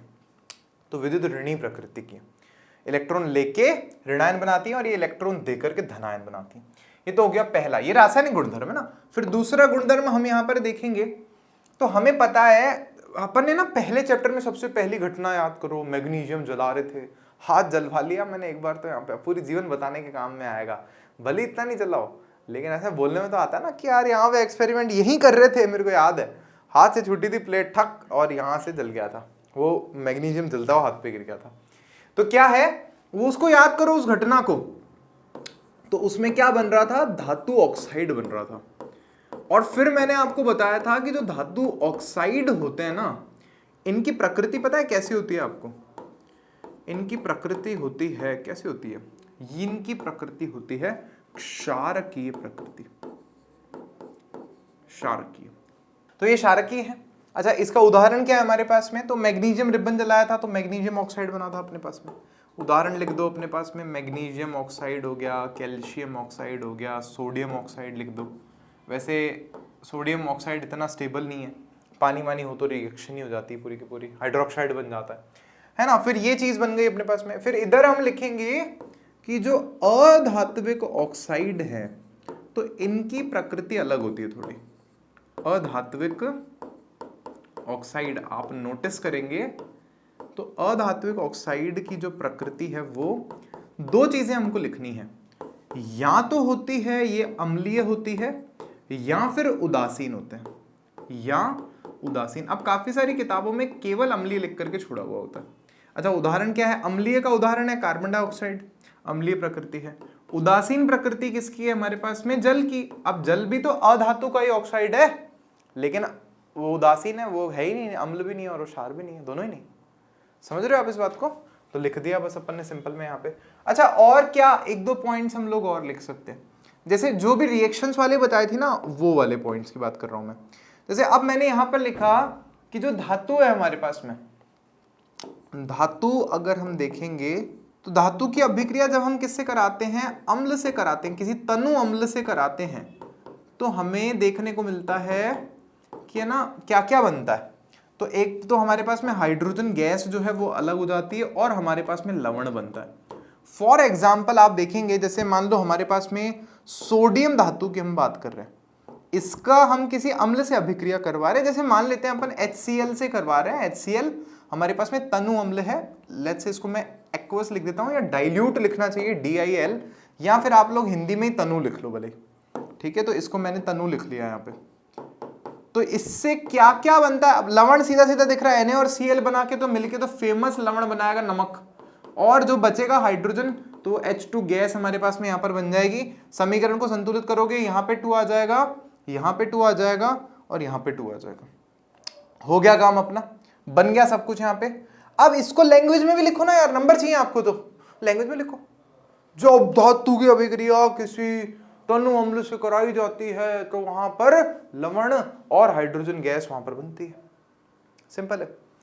फिर इसके अलावा जब आप यहां पे बोलोगे तो ये है हमारे पास में जो अधातुएं है ना, वो इस तरह से किसी अम्ल से अभिक्रिया नहीं करती है। भाई अधातु कहां करती है अम्ल से अभिक्रिया? धातु कर रही है ना, अधातु नहीं करती, सिंपल। फिर इसके बाद में इसके आगे लिख लेते हैं अपन। तो धातुओं की कुछ एक तरह की अपन ने और अभिक्रियाएं अपन ने पढ़ी थी। अधातु के बारे में कुछ ज्यादा दे ही नहीं रखा है अपने को वैसे भी। तो धातु का हम मान लो 1 पॉइंट और लिखे आते हैं, मतलब जैसे मान लो अगर 5 है तो फिर 5 पॉइंट हम लोग मेंशन कर लें, है ना। और अधातु में लिख देंगे कि साहब नहीं होता, सिंपल सी बात है। तो धातुओं में जैसे क्या क्या लिख लिया अभी तक अपन ने? हमने कह दिया अम्ल से धातु की अभिक्रिया किस तरह से होती है। अब इसके बाद में धातु के बारे में हमने पढ़ रखा है धातु की जल से अभिक्रिया। तो यहाँ पे थोड़ा इंटरेस्टिंग पॉइंट बन गया। जैसे 4th पॉइंट में मैं लिख रहा हूं कि धातु की जल से अभिक्रिया, धातु प्लस जल। तो आपको यहाँ पे एक पॉइंट बना करके लिखना है कि ना सभी धातुएं जल से समान तरह से अभिक्रिया नहीं करती, है ना। सभी धातुएं, कायदे की बात तो ये है, कुछ एक धातुएं तो ऐसी है जो अभिक्रिया करती नहीं है। तो सभी धातुएं जल से समान प्रकार से अभिक्रिया नहीं करती, ये चीज पहले मेंशन करो आप। इसको तो पॉइंट को जितना बड़ा अपन लिखना चाहे लिख सकते हैं।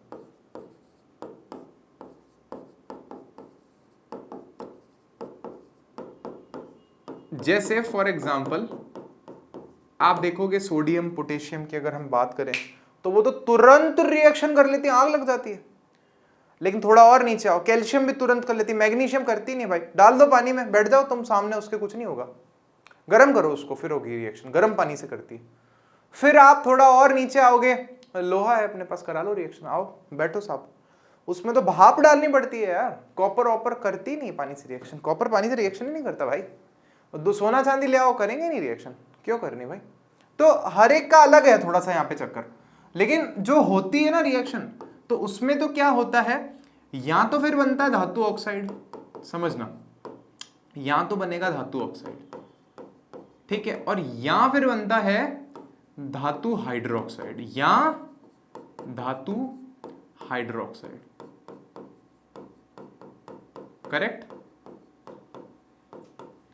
प्लस यहां पे हमारे पास में कुछ ना कुछ बन जाएगा।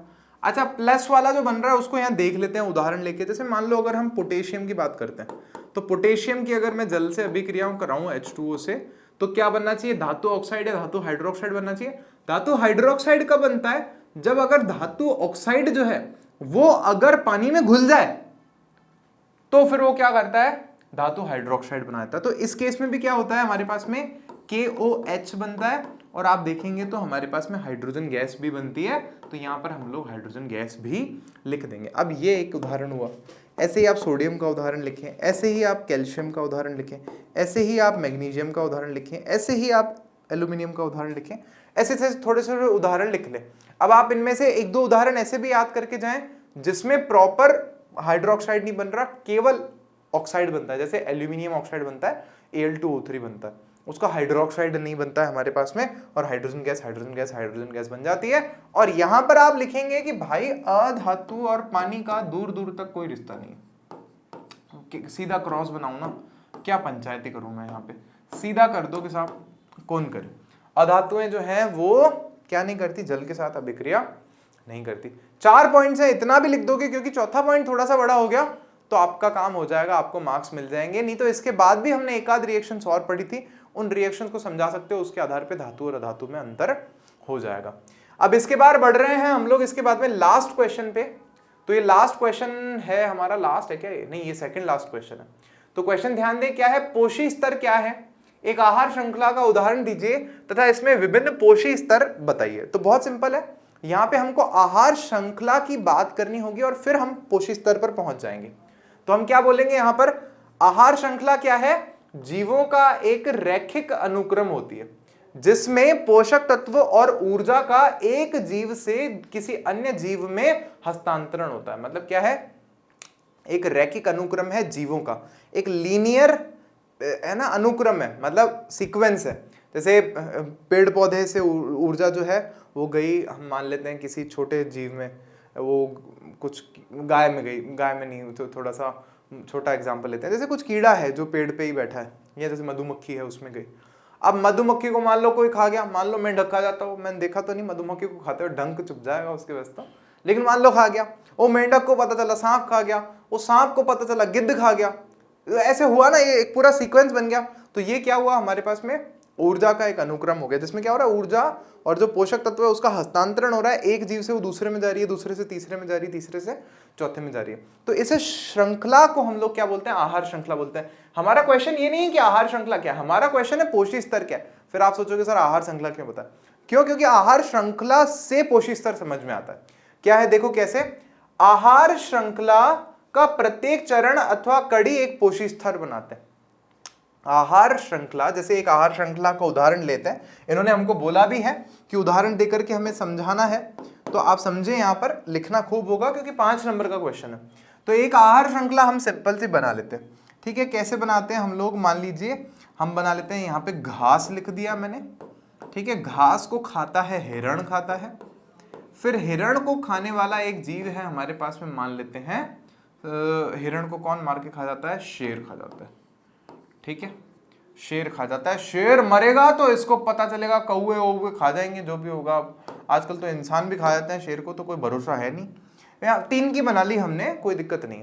तो अब क्या बोलेंगे कि यहाँ पर ये हमारे पास में एक उदाहरण हो गया, और ये इसके पोषी स्तर है। जैसे ये एक पोषी स्तर हो गया, ये एक पोषी स्तर हो गया, ये एक पोषी स्तर हो गया, फिर उसके ऊपर कुछ आ रहा है तो वो पोषी स्तर है। मतलब आहार श्रृंखला का जो प्रत्येक स्तर है वो एक पोषी स्तर का निर्माण करता है, ये समझने वाली बात है। अब यहां पर ध्यान से समझने की कोशिश करना, ये जो पहला पोषी स्तर है, फर्स्ट जो हमारे पास में पोषी स्तर है, इसको हम लोग बोलते हैं उत्पादक। तो हम थ्योरी में ये लिखेंगे, ये हमसे पूछ रहा है, देखो आगे प्रश्न में, आहार श्रृंखला का उदाहरण दीजिए तथा इसमें विभिन्न पोषी स्तर बताइए। तो आप बोलेंगे जो पहला पोषी स्तर है उसे हम लोग उत्पादक कहते हैं, क्योंकि ये खुद से खाना बनाता है, सूर्य ऊर्जा का मदद लेकर के ये खुद से खाना बना लेता है। फिर इसके बाद हम देखेंगे हिरण है, तो इसको हम लोग बोलेंगे कि ये जो दूसरा पोषी स्तर है हमारे पास में हिरण, ये क्या है, ये है प्राथमिक उपभोक्ता।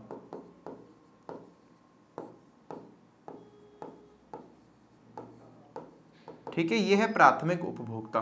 और फिर आप देखेंगे जो तीसरा पोषी स्तर है हमारे पास में, ये है तृतीयक उपभोक्ता, टर्शरी कंज्यूमर, तृतीयक उपभोक्ता। इसमें आप क्या क्या कर सकते हैं थोड़ा सा समझने की कोशिश करना।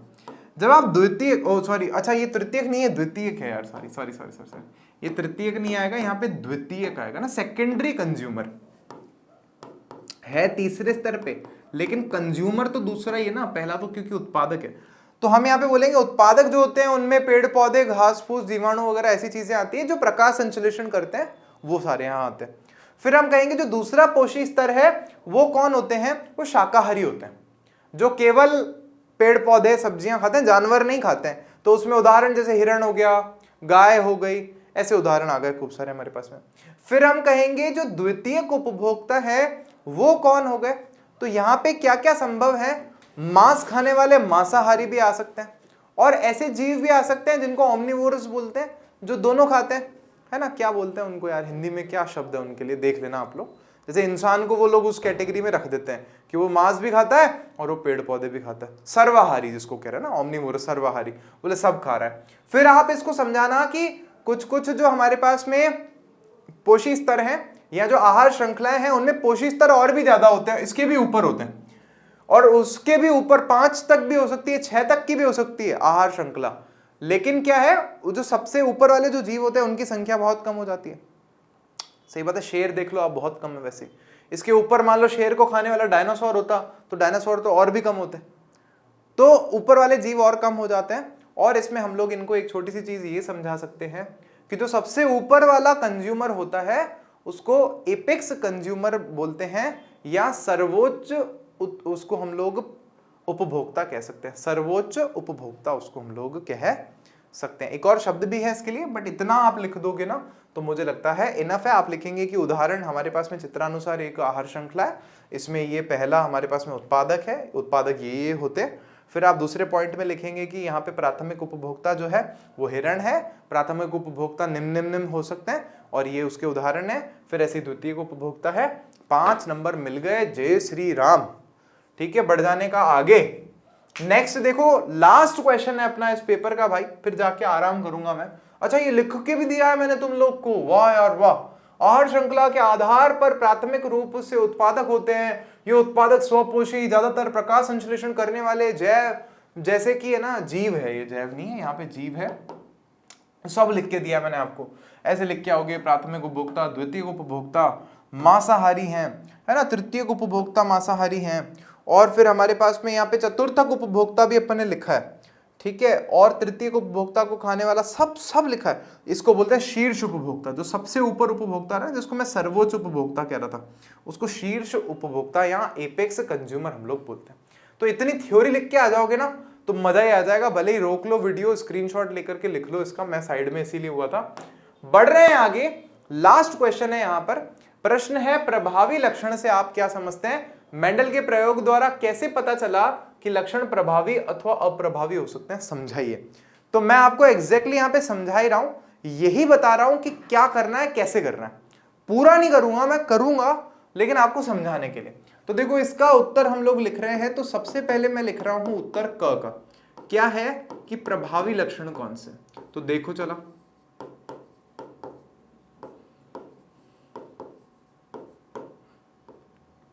तो मैं पहले पूरा लिख देता हूं फिर आपको समझाऊंगा।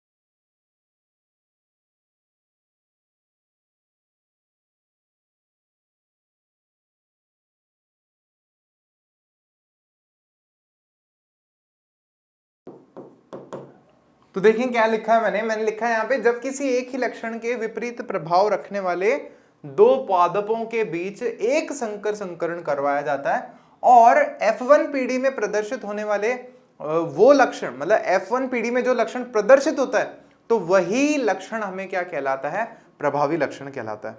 तो इसको थोड़ा सा समझते हैं अपन। तो यहाँ पे क्या कह रहा हूं मैं आप लोगों को कि यार हमारे पास में एक ही लक्षण की बात कर रहे हैं। जैसे मैं कह रहा हूं लंबाई, ऐसे लंबाई, अब वो लंबा होगा या बौना होगा, दो ही चीजें होंगी, तीसरी चीज नहीं होगी। तो यहां पर ध्यान से समझें कि जैसे मान लिया हमारे पास में माता पिता हैं, तो एक हमारे पास में शुद्ध लंबा पौधा है जो कहीं से आया है हमारे पास में दूसरे राज्य से, और एक हमारे पास में उसी का मटर का पौधे का छोटा पौधा है जो कि कैसा है, हमारे पास में शुद्ध बौना है। ठीक है, तो अब होगा क्या इसमें, हम लोग देखते हैं। सबसे पहले ये माता पिता है हमारे पास में, तो इनसे सबसे पहले तो क्या होंगे, किसका निर्माण होगा, माता पिता से हम देखेंगे युग्मक निर्माण होगा या गैमीट्स हम उनको बोलेंगे। तो गैमीट्स में हम लोग एक चीज नोटिस करते हैं कि ये ना ऐसे ब्रेक डाउन करेंगे। अच्छा, ब्रेक डाउन करने से पहले थोड़ा सा मैं इसको ऊपर लिख देता हूँ, है ना, ताकि इसी पेज पे अपना काम हो जाएगा।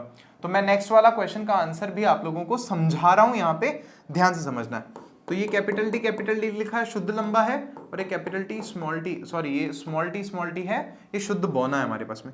तो इनसे जो गैमीट्स का निर्माण होगा वो क्या होगा, कैपिटल टी यहाँ पे, और यहाँ पे क्या होगा हमारे पास में स्मॉल टी। ठीक है, ये हमारे पास में युग्मक बन गए इनसे, मतलब बच्चे पैदा करने के लिए ऐसी कोशिकाएं बन गई जो जुड़ करके अब बच्चा पैदा करेंगी। तो युग्मक बनने के बाद क्या होता है, हमारे पास में F1 पीढ़ी मिलेगी। ठीक बात है। और ये कैसे मिलेगी, ये निषेचन से मिलती है। जब माता का एक कोशिका आके पिता के एक कोशिका से मिलेगी, तो वो जो कोशिका बनेगी वो युग्मनज बनेगी, जायगोट बनेगी, और वही दूसरा बच्चा बना रही। तो अब क्या है, जैसे हो सकता है एक संभावना ये है कि ये वाला टी इससे जुड़ जाए, या फिर ये वाला टी इससे जुड़ जाए, या फिर ये वाला टी इससे जुड़ जाए, और या फिर ये वाला टी इससे जुड़ जाए। तो हो क्या रहा है, capital T small T, capital T small T, capital T small T, और कैपिटल टी स्मॉल टी बन गया यहाँ पर। सही बात है। तो अब आप ध्यान दें, ये सारों में कैपिटल टी अपन ने लिखा है, और अपने को देखने को ही मिलता है कि ये सारे ही लंबे हैं, है ना, सारे के सारे लंबे हैं। तो इसमें क्या हुआ, बोनेपन वाला जो गुण है वो कहीं दब गया, कहीं छुप गया, गायब नहीं हुआ है, वो आगे आएगा वापस से, लेकिन यहां पे छुप गया। तो F1 पीढ़ी है ये हमारे पास में। तो F1 पीढ़ी में कौन सा वाला गुण प्रदर्शित हुआ है, कौन सा वाला जो लक्षण है वो प्रकट हुआ है, तो वो है लंबेपन का। तो यहाँ पे जो लंबेपन का लक्षण है, जो प्रभाव है वो ज्यादा है, तो इसीलिए उसको हम लोग क्या कह रहे हैं, प्रभावी लक्षण। तो ये लंबेपन का, ये पूरा मैंने आपको समझा दिया फर्स्ट का आंसर। अब सेकंड वाला थोड़ा ज्यादा डीप में, क्या है क्वेश्चन, क्या कह रहा है, मेंडल के प्रयोग द्वारा कैसे पता चला कि लक्षण प्रभावी अथवा अप्रभावी होते हैं, समझाइए। तो हम कैसे समझाएंगे, हम कहेंगे मेंडल ने क्या किया अपने प्रयोग में, इसी चीज को लिखना है जो मैंने यहाँ पे समझाई है। मेंडल कह रहे हैं, मेंडल के प्रयोग के अनुसार यदि हम एक शुद्ध लंबा मटर का पौधा ले रहे हैं और दूसरा पौधा मटर का शुद्ध बौना ले रहे हैं, उनके बीच में हम क्या करा रहे हैं, पर परागण। समझे इस बात को सब जने, पर परागण, क्रॉस पॉलिनेशन, मतलब इस वाले में से बीज इसमें डलवा रहे हैं या फिर इस वाले में से बीज इसमें से डलवा रहे हैं। क्योंकि जो मटर का पौधा है इसमें दोनों लिंग होते हैं, उभयलिंगी होता है ना, बाइसेक्सुअल होता है। हमें ऐसा नहीं करना, हमें इसके बीज निकाल के पोलन ग्रेन्स जो है हमारे पास में परागकण वो इसमें डलवाने हैं या इसके परागकण इसमें डलवाने हैं, तो पर परागण करवाना। तो जब हम पर परागण करवा रहे हैं मेंडल के अनुसार, तो हमें क्या देखने को मिल रहा है, F1 पीढ़ी में हमारे पास में हमें देखने को मिल रहा है सारे जो पादप प्राप्त हो रहे हैं वो लंबे हैं नेचर में। और अब है ना, समझाने वाले आंसर में ब्यूटीफुल चीज ये है कि समझाने वाला आंसर यहां खत्म नहीं हो रहा। तो समझाने वाले आंसर को हम कंटिन्यू भी कर सकते हैं चाहे तो थोड़ा सा और। तो हम क्या लिख सकते हैं कि फिर जब हम F1 पीढ़ी है उसी में क्या कराते हैं, स्वपरागण कराते हैं। मतलब यहां पे ये पौधा है, इसके और बच्चे पैदा करवा रहे हैं, अपने आप होने दो भले। तो हमें क्या देखने को मिलता है, अब अगर इसके 4 बच्चे पैदा होंगे ना, तो उनमें से क्या हो रहा है कि 3 बच्चे तो लंबे हैं और एक पादप जो है वो बौना प्राप्त हो रहा है। तो इससे एक चीज तो हमें ये समझ में आ रही है कि बौनेपन वाला लक्षण मर नहीं गया, खत्म नहीं हो गया, वो छिप गया जाकर के, वो अपने आप को प्रदर्शित नहीं कर पाता। तो हमें बस यहाँ पर यही लिखना है कि F1 पीढ़ी में हमें ये देखने को मिलता है कि सारे जो पादप हैं, जो सारी संततियां हैं, जो सारे बच्चे पेड़ हैं, पादप हैं, वो सारे के सारे कैसे हैं, लंबे हैं। इसका मतलब ये है कि जो लंबेपन का गुण है वो प्रभावी है और जो बौनेपन का गुण है वो अप्रभावी है, वो छुप गया है लक्षण और वो F2PD में पुनः प्रकट होता है। इतना हम लिख करके आ सकते हैं, हमें पूरे मार्क्स मिल जाएंगे। और ये डायग्राम जरूर से हमें साफ साफ शब्दों में अच्छे से बना करके आना है। तो आप सभी को बहुत बहुत बेस्ट ऑफ लक, तहे दिल से शुभकामनाएं। नाम रोशन करके आना है भाई सबका और छाती ठोक के पेपर करके आना है। अपन ने बहुत अच्छे से जो है वो तैयारी की है। तो चलिए bye bye, thank you so much. मिलते हैं आपसे और वीडियोस में। वीडियो को लाइक करना, शेयर करना और कमेंट करना बिल्कुल भी ना भूलें। Take care, best of luck, बहुत अच्छे से पेपर करना।